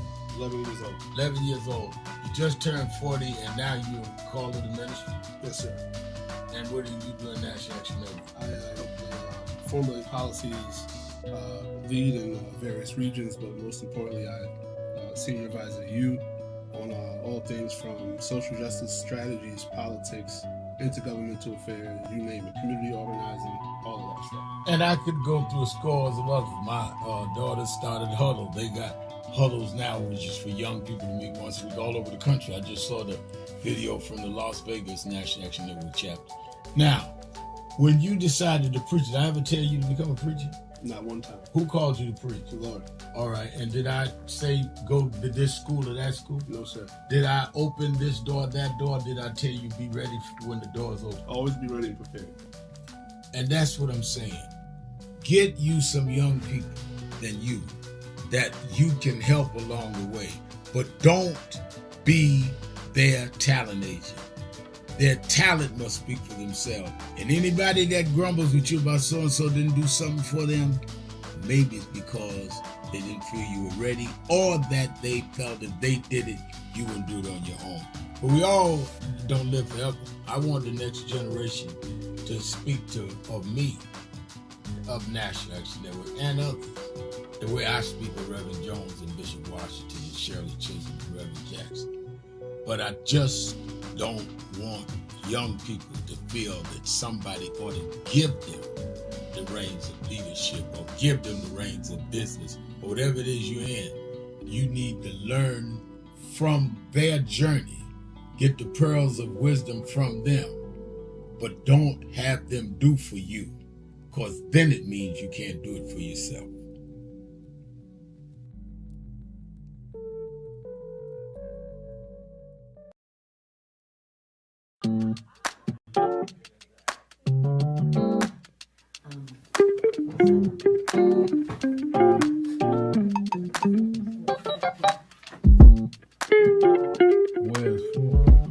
I see I'm in today's New York Times word puzzle,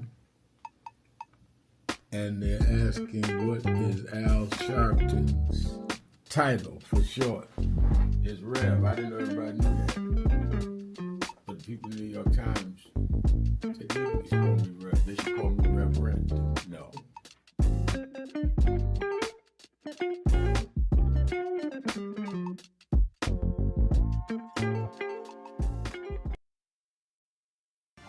You're live, sir. Keeping it real, keeping it real. I'm your host, Reverend Al Sharpton, 1-877-532-5797, 1-877-532-5797. And of course, I'm going to remind you, watch Politics Nation with Al Sharpton this weekend. Certainly, I'm going to deal with the Iran crisis with members of Congress. I'm going to deal with the opening of the Obama Library, the Obama Center, they're calling it. I have a lot on that. I'll be there on Thursday. I'm going to deal with the whole issue of what is going on with redistricting.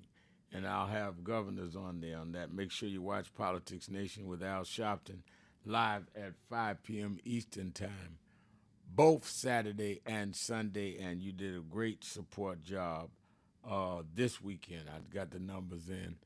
Beat CNN, and we are grateful for your support of the show. Also, you that are in the New York, New Jersey, Connecticut area, meet me at the Saturday Action Rally at the historic Mother AME Zion Church, 137th Street and Lenox Avenue. Rally is 9 a.m. to 11 a.m. You can also watch it around the country and the world at Impact Television, or on www.nationalactionnetwork.net or YouTube/NAN. And a lot of people are watching. A lot of people are coming. I need your support. And for you that have already fulfilled a commitment to help pay for the new headquarters that we're moving into, we're just waiting on certificates of occupancy, and our rallies will start there, but we're already moving staff in there. But we're going to give our first donors, our major donors, $500 or more, a tour of the building a few at a time Saturday after the rally. And we geared up. I'm glad to hear a sister from Detroit says she's getting ready, and she's going to be there a day ahead of time. We're gearing up for the big march on Washington, March in Washington. August 28th is a Friday. Right there, we've got to come in right there where they had Franklin Graham in their prayer rally, right there where they had people on the mall with the UFC. We're going to show them some numbers and mobilize people and give them assignments. I want tens of thousands. Sign up now to be part of helping with the march. Be at the march. Tell us if you can get a bus, if you need us to get one. Tell us if you need to know if one is near you. Go to www.nationalactionnetwork.net now. Don't wait. Say, I got 2 months. No, we want to know what we're dealing with. This must make a huge national statement.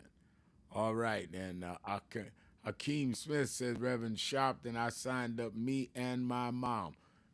Great to hear that, Hakeem. That's what I want to hear. I hope I get close enough for you to tell me who you are. Hakeem is on our board a lot. I'd love to shake your hand.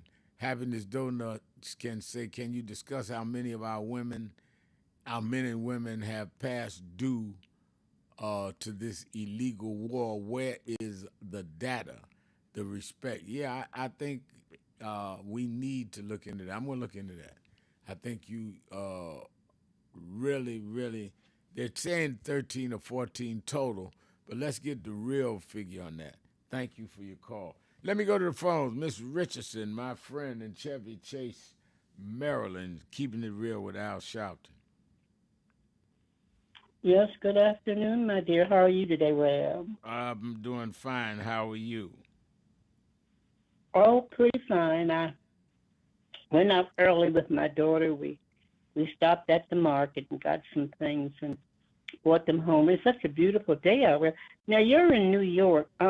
Is the weather nice there? Is it also? Yeah, here it's like in the 90 over here. Yes, about that here. It's very nice today. I think it's been a good day. Yeah, so far. Oh, yes, sir. But you know my concerns go back way back when you started, back in 2006. See, they never ceased to lay off of us group, the group called the Negroes. And I keep saying that because one day you'll understand what I'm trying to get across.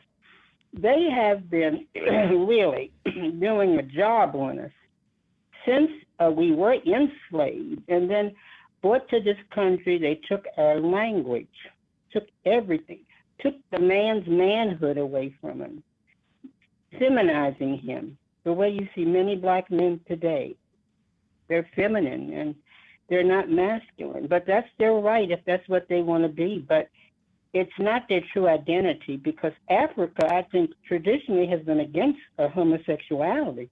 Now, I might be wrong, but just like the Muslims, with as I've heard the minister many years ago, our minister,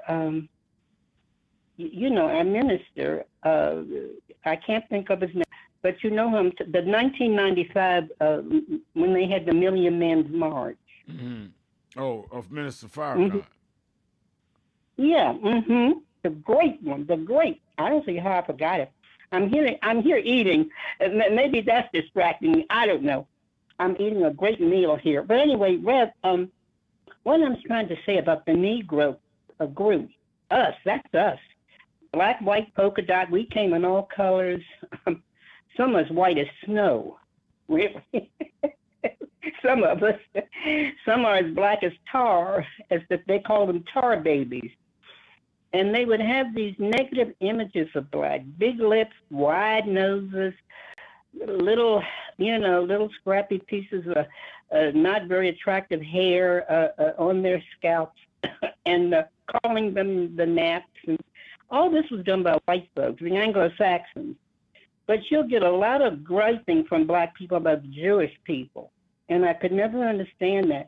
Now, maybe there have been some Jews that enslaved blacks. Now, I'm not going to say that didn't happen, you see. But none of us were there. You see, a lot of us talk like we were there at the time these things took place. None of us were there, folks, so we don't know what happened. But what I'm trying to stress here is that these Anglos continue to bring us down where we are now, bottom of the totem pole. And you hear these black stations saying the same thing, that they have brought us at the bottom, and they're firing black women in the government. A lot of white female models, I call them, they're very envious of black women getting in that field, and they're cussing them out, and they're calling them names the way that mayor, that lady called you about what the mayor called Michelle Obama. And then what we should do, we need to go and fight Trump off about doing what he said about the Obamas. But no one seems to have any ability of having any backbone to do that. But we want to complain about what our mayor did.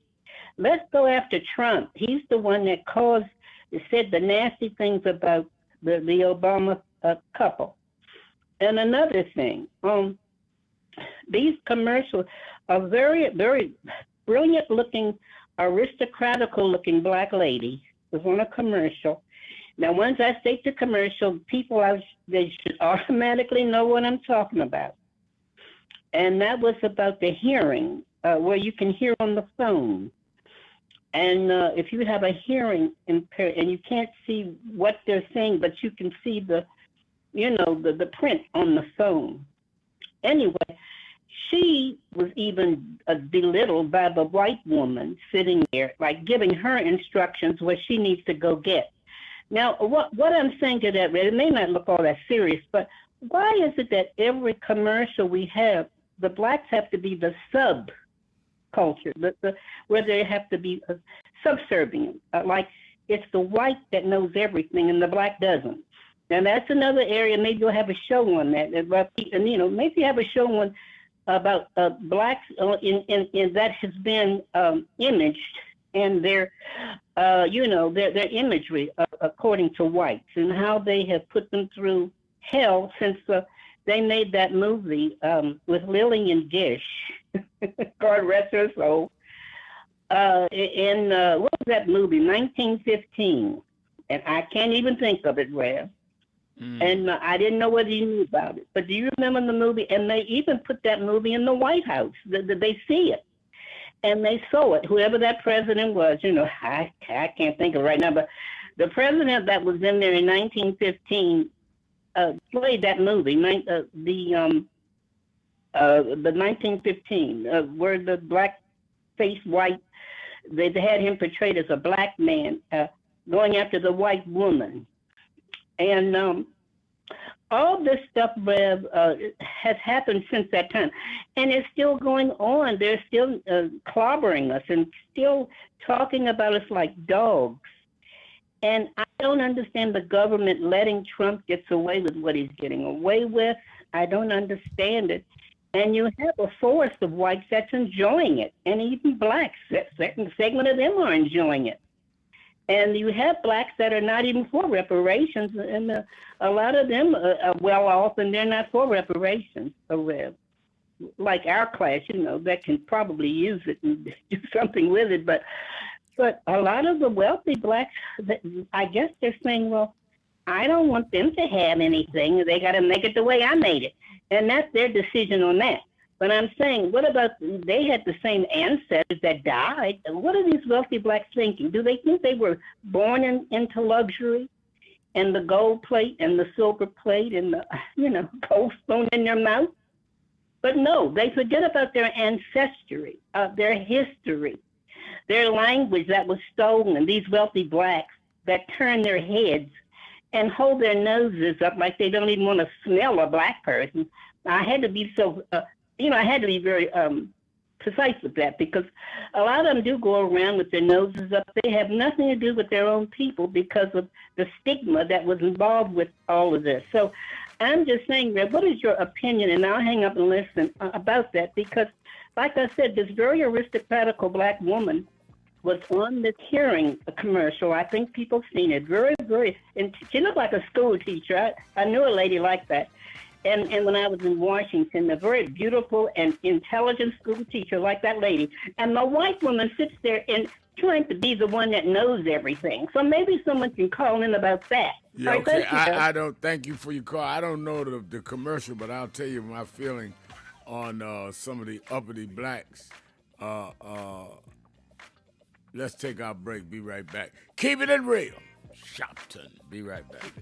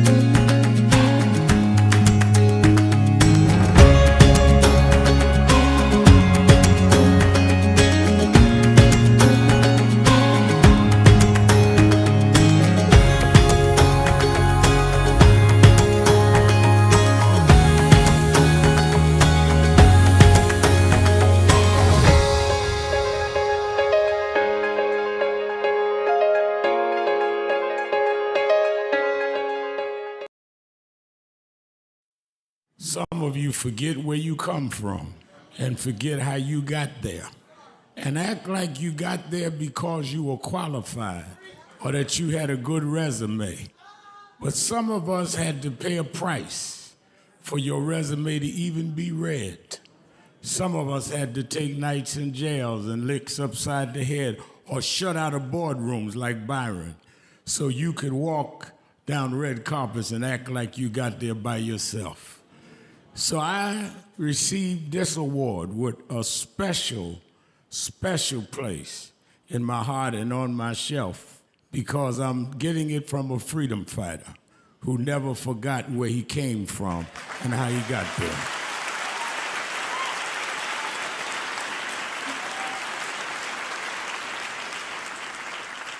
Yes, we've come a long way. We've had now a black president and now a black vice president, but we still can get shot down and have to march to get a case in court. We still can get shut out of boardrooms. We're still doubly unemployed in a good economy. So we're gonna have to keep marching. And I thank not only my family, a mother that raised me by herself, but I thank that lady at the end of the march that knows she won't be on TV that night and knows her name will never be in the paper, but she believed in me enough to get at the end of the line and make me look good. Because Dr. King used to say, if you call a march and no one shows up, you just going for a walk. And I want to thank those that marched with me. 32 years ago, here in Los Angeles, we marched. And then many years later, with George Floyd and others, we're still marching. And I'm gonna keep marching, I'm gonna keep agitating, and I'm gonna keep going.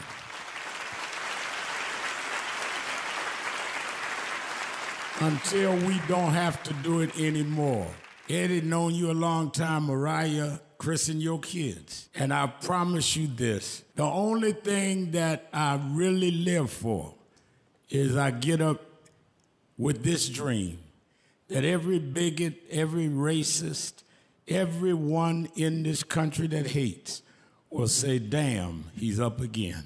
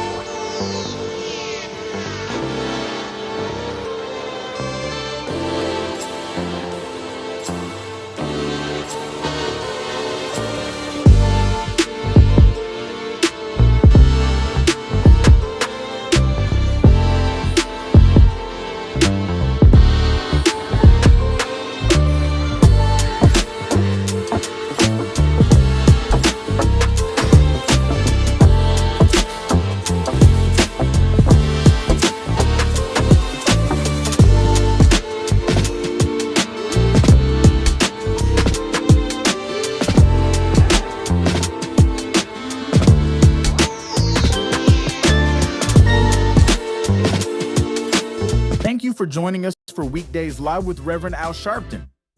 Take the time to share this broadcast right now. Tell your friends it's time to keep it real with Reverend Al. Comment your questions now in the chat or call Reverend Al Sharpton directly on air at 877-532-5797. Now stay tuned for Reverend Al. This is Reverend Al Sharpton. As you watch the broadcast, support National Action Network. Go to www.nationalactionnetwork.net and be involved. You can join, take your membership right online, www.nationalactionnetwork.net. Getting ready to start the program, but we need you to be part of the movement.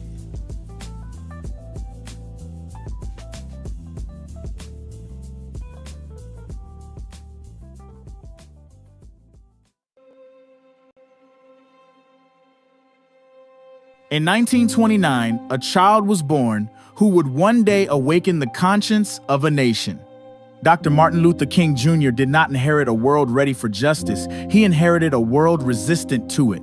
Yet through faith and fearless leadership, he transformed struggle into strength and vision into movement. Yes, we're on the move, and no wave of racism can stop us. Yes, sir.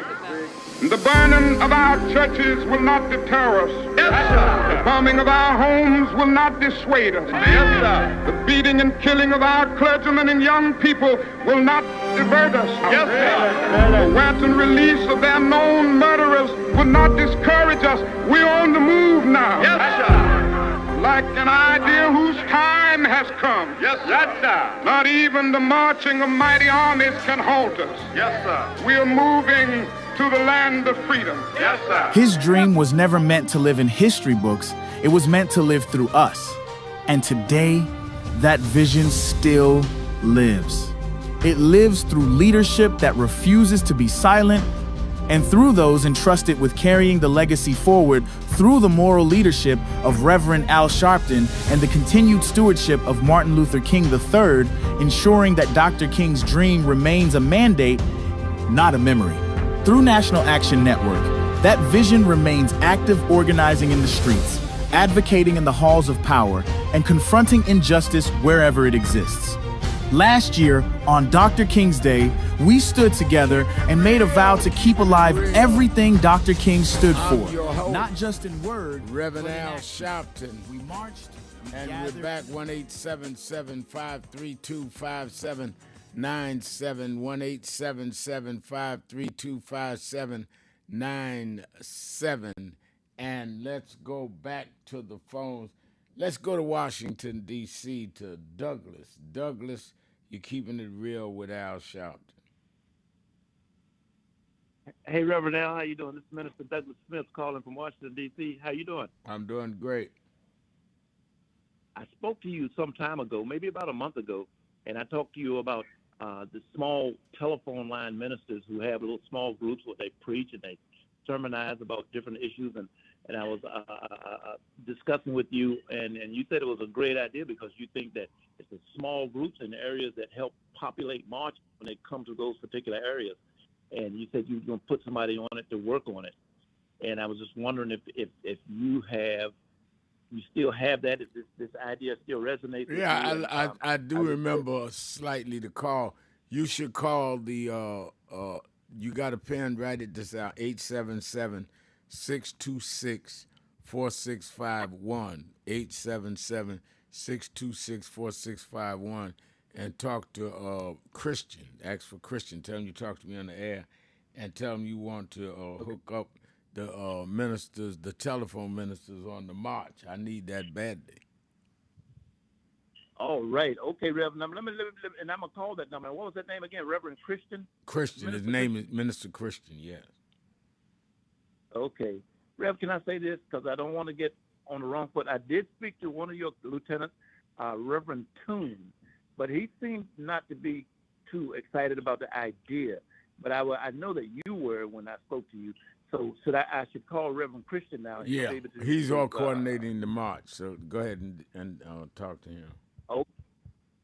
Okay, thank you, Reverend. I hope to see you soon. I mean, I've marched beside you with Reverend Fontroy and Pastor George from the Black Catholic group. So I know that this can be a good thing, and I appreciate your talk. Yeah, I'd like to see that happen. I like that. Thank you. Grassroots stuff is what I like, and that sounds like in line with that tradition. Let's put it that way. In fact, Maureen Forte, one of the best organizers in the nation, is on our message board, and she's saying the march on Washington, get on the bus with Chicago, August 28th, National Action Network Chicago chapter, 464-333-0513. You in the Chicago area, they want to get on the bus, call Maureen Forte at 464-333-0513. And I mean, Maureen shows up, don't want a whole lot of attention. She just gets it done. She's blood relative to Reverend Fred Shuttlesworth, leader of the Birmingham movement. And I know she's going to get a couple of buses out of Chicago. And she was just in here with a lot of people with her from Chicago for the National Action Network Convention. All right, let me go to Ira. Ira, you're keeping it real, also from Washington. You're keeping it real with Al Sharpton. Hey, good evening, Reverend Sharpton. Thanks for taking my call. I got a little disrupted on my call this day. Its phone rang busy for a long time. I just got in. I just want to keep it clean as I can. I want you to read between these lines. I saw an article today, this morning on the news, but 47 was on there talking with his ignorant self. He's a real backside hole, evidently. He's talking about how can we go about our business as people, and he's calling the Democrats. I didn't like that. It was very disrespectful on a public television program to say that we're Democrats. These are arrogant, ignorant backside, evidently. I didn't like that. So I think that we need to address him as an individual, as a real knucklehead, and he doesn't make sense. He talked about Democrats as Democrats. He didn't show no respect on a public television and a public address about something he's addressing on, something he's claiming that he's addressing in Iran. I don't think he has anything going on. I think he's just who blowing smoke up did people's this? back. Who did this? This was Donald Trump this morning. Morning, Donald Trump was on a program saying about Democrats instead of Democrats. Show no respect as a person of us as being people. We didn't call him Republican dummies, but he got on the public radio and said that we're Democrats. And he made it seem like it was so impressive because he's ignorant. And they need to address him. He's not a very well person. He don't know anything about his position as a president, as a person. And you don't talk about people in public. And you talk about Barack Obama, saying he threw him in there saying that he didn't do anything in reference to Iran. He just throws anybody's name up as just talking points, which is no good. And people need to realize that he's not a very well man. I don't think his ideology is good. His folks who follow him are ignorant as well. And it's not going to last too long for him. He's going to meet somebody someday soon. That's all I want to say, Reverend Sharp. I had to change my tone for today because I don't like that. Yeah, I think that's something to be worth of changing your tone. And thank you for your call. You know, I think that it is important that people understand that the uncouth nature of Donald Trump's behavior, just saying all kind of random, idiotic things, calling people out their names, using foul language, is a reflection on the country. Because people around the world, and you know, we have chapters, and I deal with a lot of these global meetings, and the people around the world look at us and say, how does the citizens elect somebody of this character? Imagine now if you lived abroad and somebody told you that they just elected a man president who was found in their courts by a jury of his peers to be guilty of 34 felonies and found guilty in another court of sexual harassment of a woman by a jury of his peers, but they elected him president. How do you think that looks to the world? I mean, I don't think we understand. I think too many of us take this lightly, like this is entertainment. Oh, Trump is just crazy. Oh, here you go again. And not a reflection on the mentality of people in this country and how it appears to people around the world on whether they want to do business with us or not. As important, if not more, is how do you think it reflects on your children? How can you tell your children? How can I tell mine and my grandson to live clean life, be straight, don't get into trouble, because you want to be somebody someday and you don't want something that you might have done in your youth to come back and prevent you from being whatever you aspire to be. And your kid or my grandson will look at me and say, well, y'all got a felon as the president of the United States. Y'all got somebody found guilty of sexual harassment. How do you answer that? Putting all the politics aside, what happened to the standards in this country? And I think that people that voted for him are saying, I'm voting against us having standards. Just that simple. And all I can tell you is it makes us look ridiculous around the world. And it's going to come back home to haunt us in your own families. Mark my words. I think it is clear. The Bible says that a man sows, that shall he also reap. That same thing going to come back and haunt you. You're so mad at diversity, so mad at Democrats, so mad that you don't want Obamacare because it's named after Obama, that you are giving the most detrimental role models to your own children. And it will come back to visit you. I promise you that. Because it's what's the old thing they used to have the story when I was a kid, Humpty Dumpty sat on the wall. Humpty Dumpty had a great fall. All the king's horses, all the king's men couldn't put Humpty back together again. You can have a hard time putting this back together again in terms of standards. I'm not even talking about the politics. And everybody knows I oppose this politics. But I'm talking about standards. And I could not imagine that we would do this as a country until we did. Let's take a break. Be right back. More of you on the phones and on the message board. Keeping it real. Sharpton. Be right back. Keeping it real.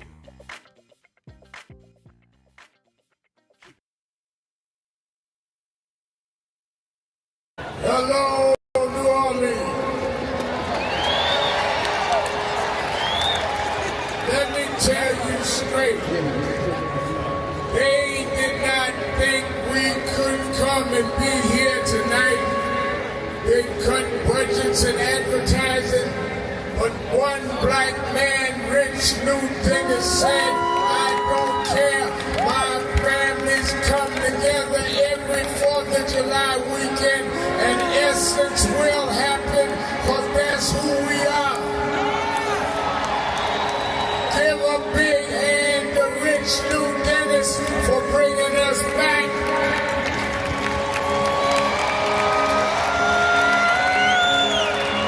Why do we come?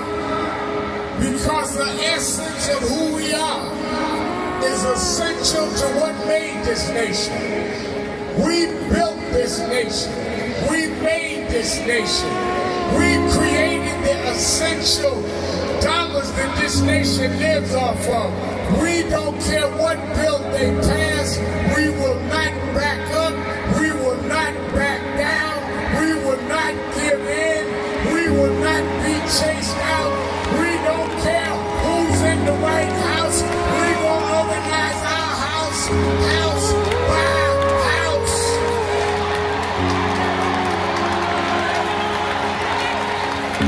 We came over the Middle Passage.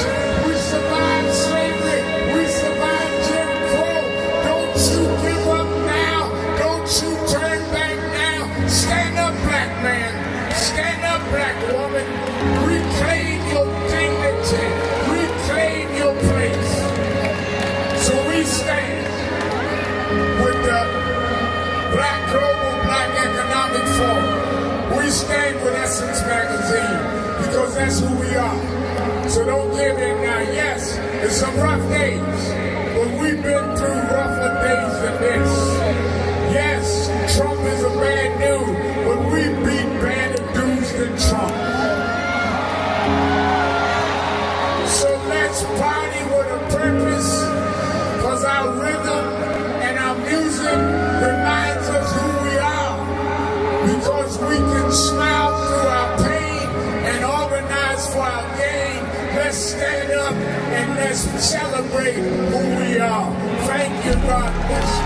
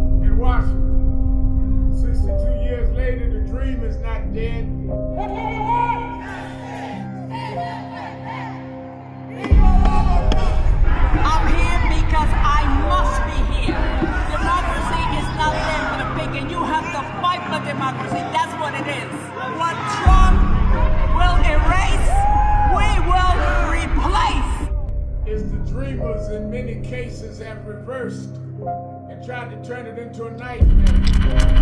We come to Wall Street rather than Washington this year to let them know you can try to turn back the clock, but you can't turn back time. We gonna keep the dream alive on Wall Street.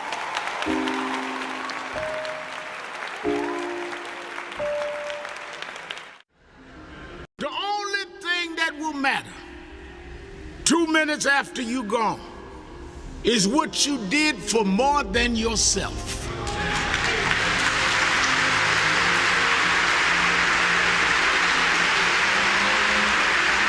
Think about this.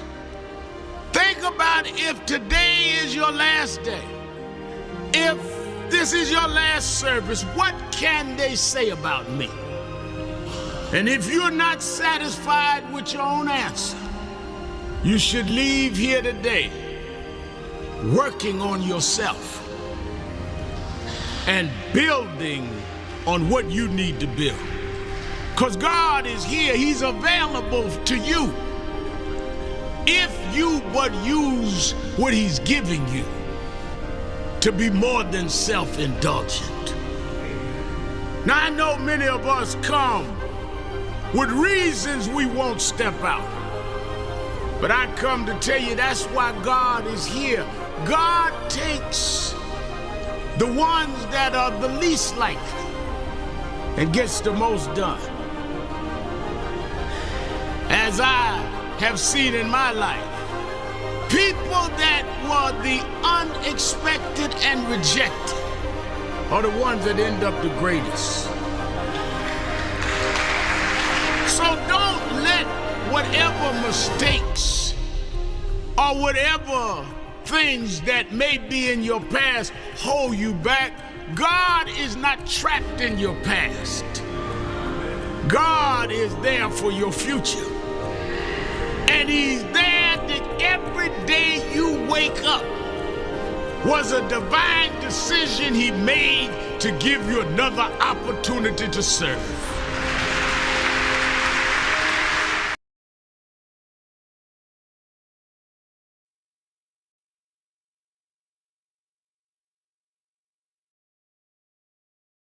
How do we begin to make peace with our past? I don't think it's our obligation to make peace with our past. I think it's our obligation to learn from our past and to understand that soon we gonna be the past. I mean, a lot of us act like we gonna be permanent and that the past is the past.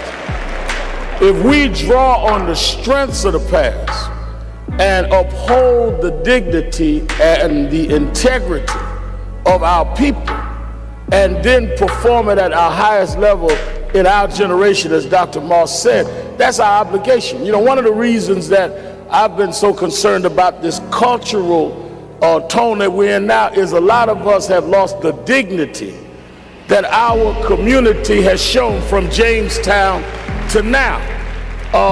I've questioned some of the artists that no longer sing to uplift us. And there's never been a generation that didn't use our music and our culture to lift us up. And the excuse is where they say, well, we just want to show what's there. But we never just accepted what was there. We always looked at what was there and looked through it and brought our people the way it needed to be. So in slavery time, we were singing Go Down Moses and Swing Low Sweet Chariot. We wasn't singing about the cotton picking nigga in the field. That's what we saw, but that's not what we sang. In slavery,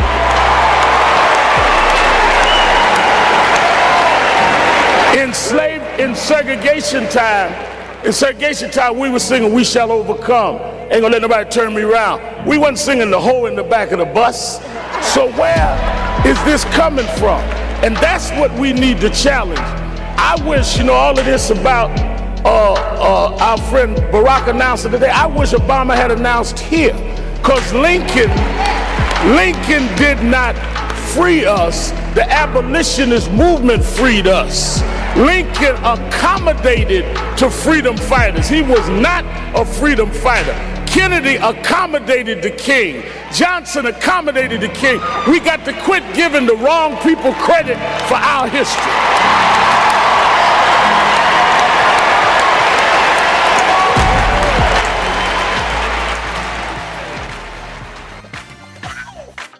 You're live, sir.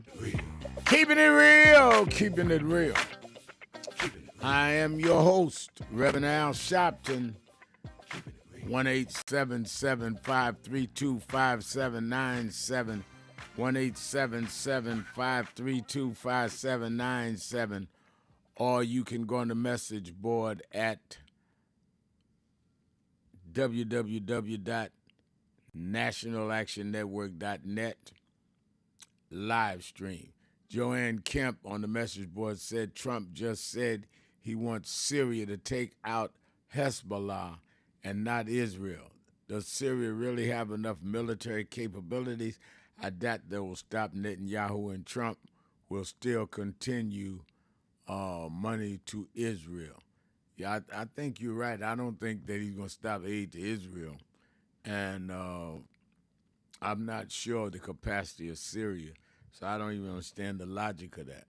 Douglas Smith Sr. says a country that promoted and fostered chattel slavery, racialism, murder, degradation, and all the evils that America has inflicted upon us, it is easy for them to release the vapors that they call standards and attach themselves to MAGA. Well, I think that's probably said very well, Douglas, which is why they are going to reap that they sowed.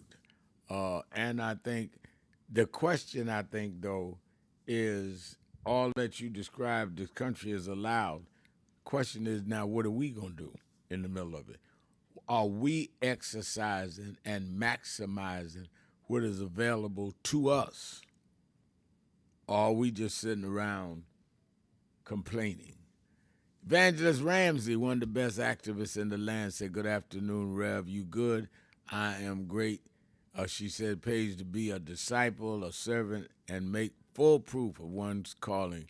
It's my reward season. God has opened out of the country doors in ministry that I haven't even asked for. So thanks for what's on your mind platform.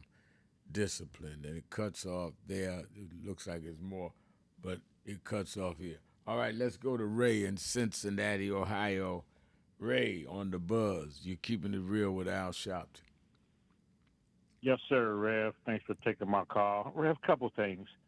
When you were commenting on Trump before the break, my comment would have been Trump voters will vote, and I want people to listen to this. They will vote for a man that they wouldn't want their son to grow up to be. That's bad, Rev. That is pretty bad. They wouldn't bring a man home, if these Trump voters had their daughters would bring home a boy that emulates Trump, they would throw him out the house. But they would still vote for this guy. Some of these MAGA folks and regular Republicans who vote for him, they have no shame. You will vote for a crook, a racist, a rapist, but you wouldn't want your son to grow up to be.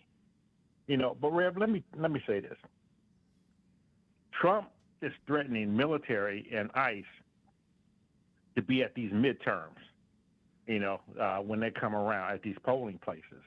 Now, John Lewis, he was beaten, along with all other folks. They knew the cops were there, but they still marched on. What makes Donald Trump and his MAGA folks think that they're going to intimidate black folks after all we've been through for centuries? I don't know what makes them think that we're going to back down. White folks, Latinos, Asian voters, they got another thing coming. And so I just don't understand why they think that folks are just going to back down because there's going to be military there to do what? There's going to be ICE folks there to do what? Now, they may intimidate some folks, but not the majority, So, that's just what I had to say. It's just, and also, who sleeps at a UFC fight? How can you sleep? Nicole Wallace showed it yesterday that Donald Trump was sleeping through that spectacle at the White House. Who sleeps through all that? An old man who just turned 80. And they got the nerve to call Joe Biden Sleepy Joe. You know, so, this march that's coming up on Washington it's going to be huge, you know, and, I just hope people come out and during the midterms vote. I've always said, pretty much once a month, I will tell you, Trump is the guy that keeps on giving. He keeps on giving Democrats a lot to run on. If the Democrats use it wisely, that's why you got to mobilize. That's why the march is so critical. You're absolutely right. It couldn't be more graphic, but if you don't put it out there and mobilize people and show people that energy. I see Happiness Donuts on the live stream saying Fannie Lou Hamer energy. That's what you got to have now, because you're back there in the days of Fannie Lou Hamer, before there was a Civil Rights Act or Voting Rights Act, because they've muted both of them. Yeah, and I'll leave you with this, Rev. A lot of these Trump sycophants that's in his cabinet, I don't think for some reason Trump is going to if Donald Trump can pardon 1,000 rioters, he's going to pardon every member of his cabinet. They won't have a chance to testify in front of the Senate when Trump leaves, or in front of Congress. So I hope when they take over, if they take over the midterms, I hope each and every one of them get in front of the Senate or Congress, and they'll have to answer for all the nonsense Trump is taking this whole country through. All right, Red. All right, thank you for your call. Let me go to Bernice in Cleveland, Ohio. Bernice?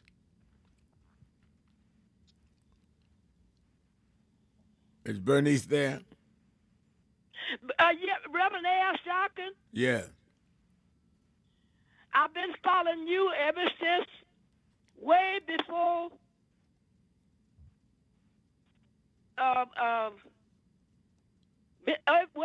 I heard you on the air.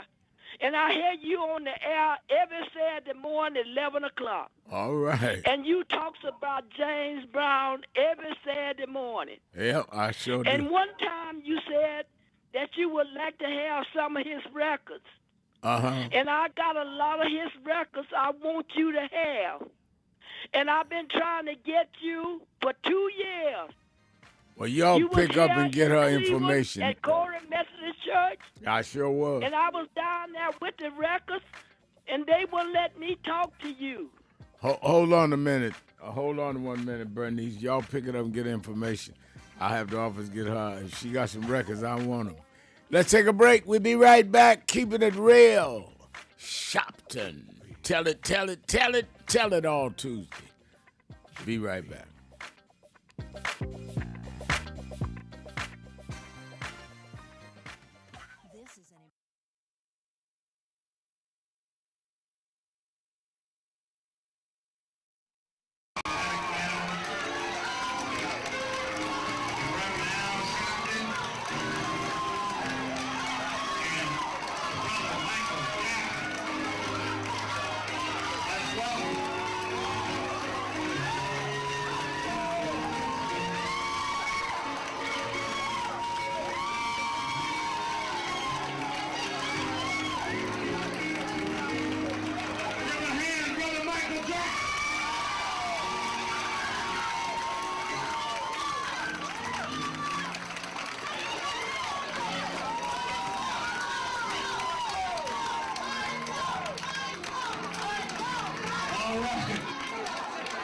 We need some room. All right, hold on. Michael Jackson is the highest selling artist of all time.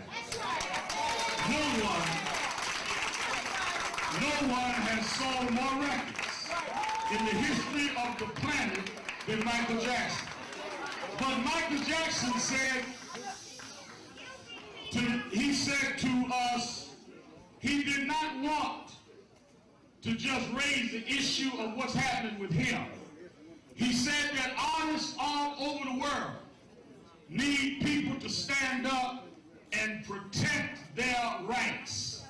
And he said, Reverend, if we're going to stand up, if it's for all artists, I'm there. As you know, there's a big rally. His fan club is doing this afternoon. But he said, I'm coming to Harlem this morning to meet with community leaders because we want justice in the music industry for all artists. Now there'll be some that say, oh, Michael, are you doing this only because of your situation? Michael came to Harlem 2 months ago for the DNC. Now he comes for his own peers because we discussed it. Kathy and I talked about how we watched James Brown struggle, Little Richard struggle. We've seen artists, black and white and Latino struggle. Somewhere this has to stop. We do not buy records. We do not buy CDs to give money to the company. We buy it to support the artists that we like. And we want the artists to be free. We don't want the companies bigger than the artists. We want the people respected and the stars that we make stars to shine in the galaxy for us. And let me say this is the 4th of July weekend. Michael Jackson is an American story. Him and his family rode from Gary, Indiana, to where he's an icon all over the world. Didn't no one give him anything. He sung, he danced, he created, he produced, he spent hours in the studio. No executive did that for him. You do not have the right to take from someone what you didn't put in them. He created where he is. We appreciated it. We didn't hear about Michael when he got to Sony. We knew Michael at ABC when he was in Gary.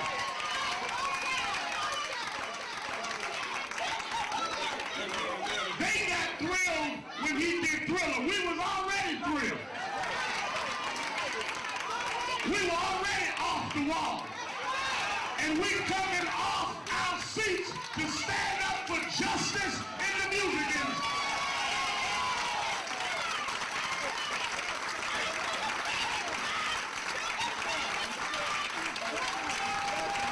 So let me say one more thing. I don't need that loud talking now. We're on the rail. I want people to hear the message. Let me say something. I read one newspaper said, well, the record company saying they're going to wait and put out the best of Michael Jackson. You can't put out the best of Michael Jackson because the best of Michael Jackson is yet to come.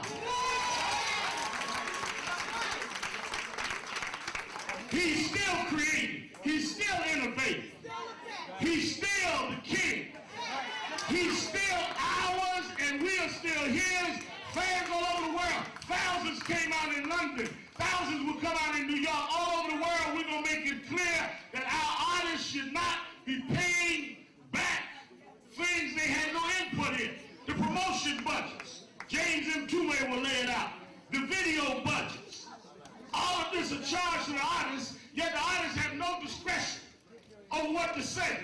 So if they want to buy an ad with their friend, Michael can't tell them buy it in Jet Magazine because they decide the budget and charge it to the artists.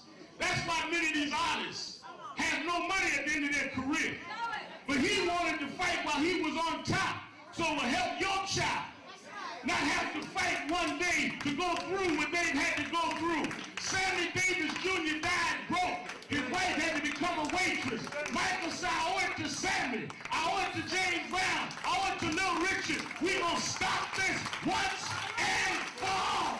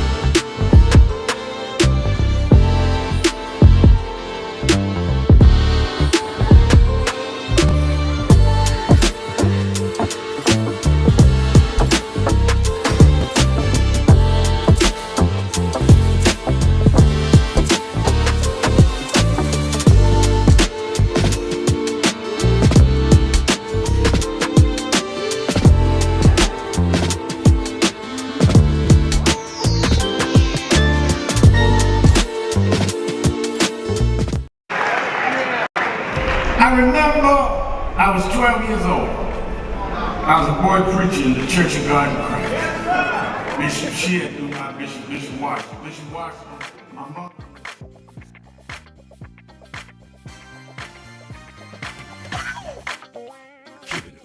You're live. Keeping it real, keeping it real. I'm your host, Reverend Al Sharpton, and we're back.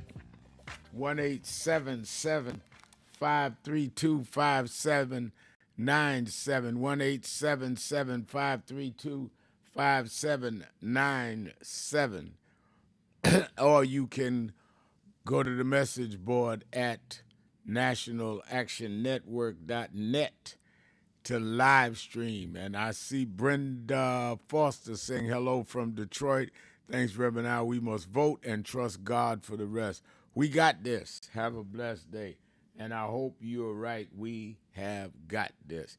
Don't forget, please, as Mr. Brown used to sing, please, please, please, register, sign up, like Maureen Forte is saying in Chicago. Go to the site, www.National Action Network, and sign up. Say, I'm planning to be in Washington August 28th. I need to know if there's a bus near me. I need to organize a bus. Can you help me? I got this. If you can just put me down, I'm flying in, whatever. Register. Give us your info. Also, don't forget to watch Politics Nation Saturday and Sunday, 5 p.m. Eastern Time, both Saturday and Sunday. And I definitely will not disappoint you. And you there in the New York, New Jersey, Connecticut area, meet me or beat me to the Saturday rally at the historic Mother Amy Zion Church, 137th Street between Lenox and 7th Avenues. We're just waiting on our certificate of occupancy from the city. Our rallies will be there. We've already moved staff into our new building I'm talking about.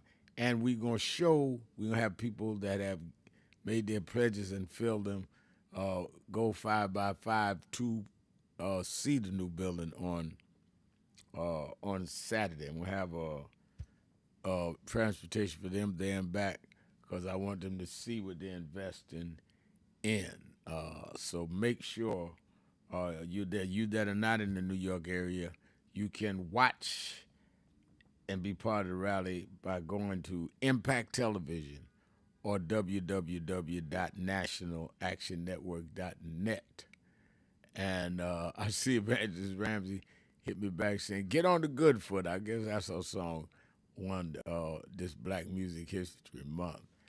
And keeping it real. And let's go to the phones. Fred in Milwaukee, Wisconsin on Tell It All Tuesday. Fred. How are you doing, bro? I'm how are doing you well. doing, Reverend Sharp? Hey, I just wanted to comment on two things that were on the show in the last week, and then I have a question for you. One, there's a guy from Connecticut, and he was, concerning police, law enforcement, their training. I just wanted to point out that, there's no universal training for law enforcement in this country. Each state has similar laws, but you can always, there are rules and regulations or their standard operating procedures, depending on the department, should be online. And so you can read them, and discuss,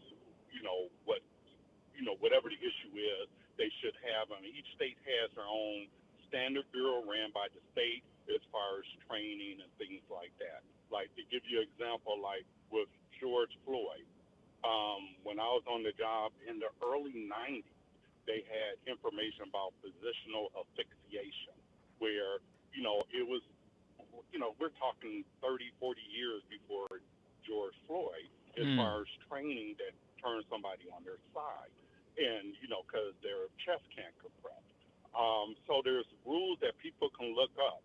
And the other thing, and one of the other things when it comes to laws, there's a gentleman, concerning the young man in Texas. Most states have laws where at 17 years old, if you do a felony, you automatic. They're not. You're automatically charged as an adult. There's not the waiver procedure like if you're 15 or 14. You're automatically charged as an adult. So it's not 18. So at 17, depending on the crime, you can be automatically charged as an adult. And then, so those are two comments. Those are things people have.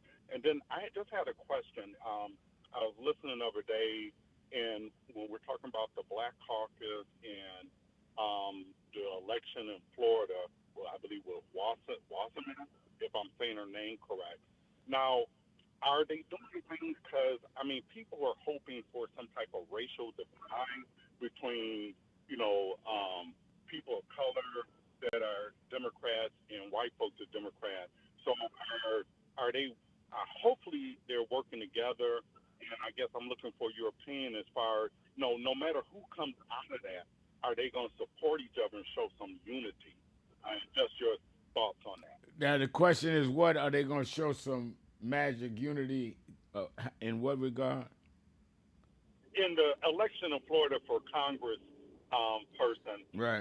Depending on who wins, are they gonna, where how politics they can get nasty and bitter and stuff like that towards each other. But I guess I'm just hoping as far as, hey, we talk whoever the best person wins, and we're gonna support whoever comes out of that. We're not showing division because people say all kinds of stuff. They look for dirt on people. So I'm just wondering your thoughts as far as how they should handle that election if whoever wins comes out front. I think that it is a challenge. There's 4 blacks running. Debbie Wasserman Schultz, who was redistrict, her district was the lines were redrawn, and she now decided to run in that district. She does have a lot of support. She's been in Congress a long time in another district, and I'm hearing that some blacks are going with her. But if you have 4 blacks running against her in a black district and they're splitting the vote, she's likely to win. I've heard that there are some that are trying to get some of those that are running to not run in the, as you say, for the sake of saying, well, this guy's got the best chance, keep the seat black. So far, they haven't budged. I've not personally talked to any of the candidates, but I've certainly talked to those in our Miami chapter of NAN, and they say everybody is being obstinate at this point. Okay. All right. Thank you. And I hope to see you on the 28th. I'll be in that area taking my daughter back to Morgan State. Oh, good. I'm hoping to join the march on the 28th. Thank you, brother. I love it. Thank you so much. Thank you for your call. Let's go to Oceania in Brooklyn, New York. Oceania. Hey, Rev, it's me, Oceania from Otto. Yeah.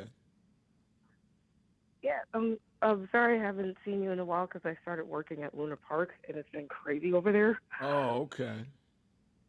Yeah, so I'll see you soon. But I do want to tell you that I have been doing a lot of studies on like black movies and their messages and what they actually tell us to the community, and I really do give a whole lot of respect to Spike Lee and also John Singleton because instead of actually placing the blame on white supremacy, they actually hold up a mirror of like what is it that we're doing in the communities and how we need to improve ourselves, be better. And honestly, it's a really good message that all of us should really live by. Like for instance, like films like Baby Boy or Boys in the Hood or Poetic Justice, or even the movie of Malcolm X, which I honestly appreciate that they didn't depict him as being crazy or being fanatic. They actually depict him as speaking a lot of truth. Like a lot of black boys really need that message. Yeah, I thought Spike did a great job on Malcolm X. In fact, he had me in one of the scenes, and I wasn't even old enough to know Malcolm X, but I got close with his wife. And I think you're right to point this out because when we have directors and movie producers that put us in the right light, you'd be surprised the impact that it has on the thinking of our young people that go to these movies. That's a part of what inspired me. I remember I had joined Operation Breadbasket and got involved a little. Then I got back in my church work and said, I don't know if I want to do that. And Dr. King got killed, and I was about 13 then. And Nina Simone came out with a song that was a soundtrack to the movie From Montgomery to Memphis. And the song was What We Gonna Do Now the King of Love is Dead. I remember the song, and it's 60 years ago, whatever. And she said, turn the other cheek, he'd plead. Love your neighbor was his creed. What are we gonna do now the King of Love is dead? That song and movie turned me around. I went back to Breadbasket that Saturday, been in the movement ever since. And I was just 13 years old. It is the images that people grow up with in their formative years that make an indent on them for a long time. Yeah, I definitely do agree. I mean, as a mother of a black son, I definitely believe that Caden really needs those images and stuff like that. And also, that's another big reason why I should keep him at NAN and also around you guys. So, well, you're doing the right thing, and we're glad to have you and him. And you stay right with us. Yeah. All right. Thank you for your call. We'll be right back. Oh, I'm sorry. That's it. Let me thank all of you that called in, listened in, you that called in and couldn't get through, but hung in there anyhow. Remember, whatever you do, however you feel, wherever you go, tell somebody, tell anybody, tell everybody. Reverend Al told you personally, keep it real. Keep it real. Keep it real. Talk to you on tomorrow.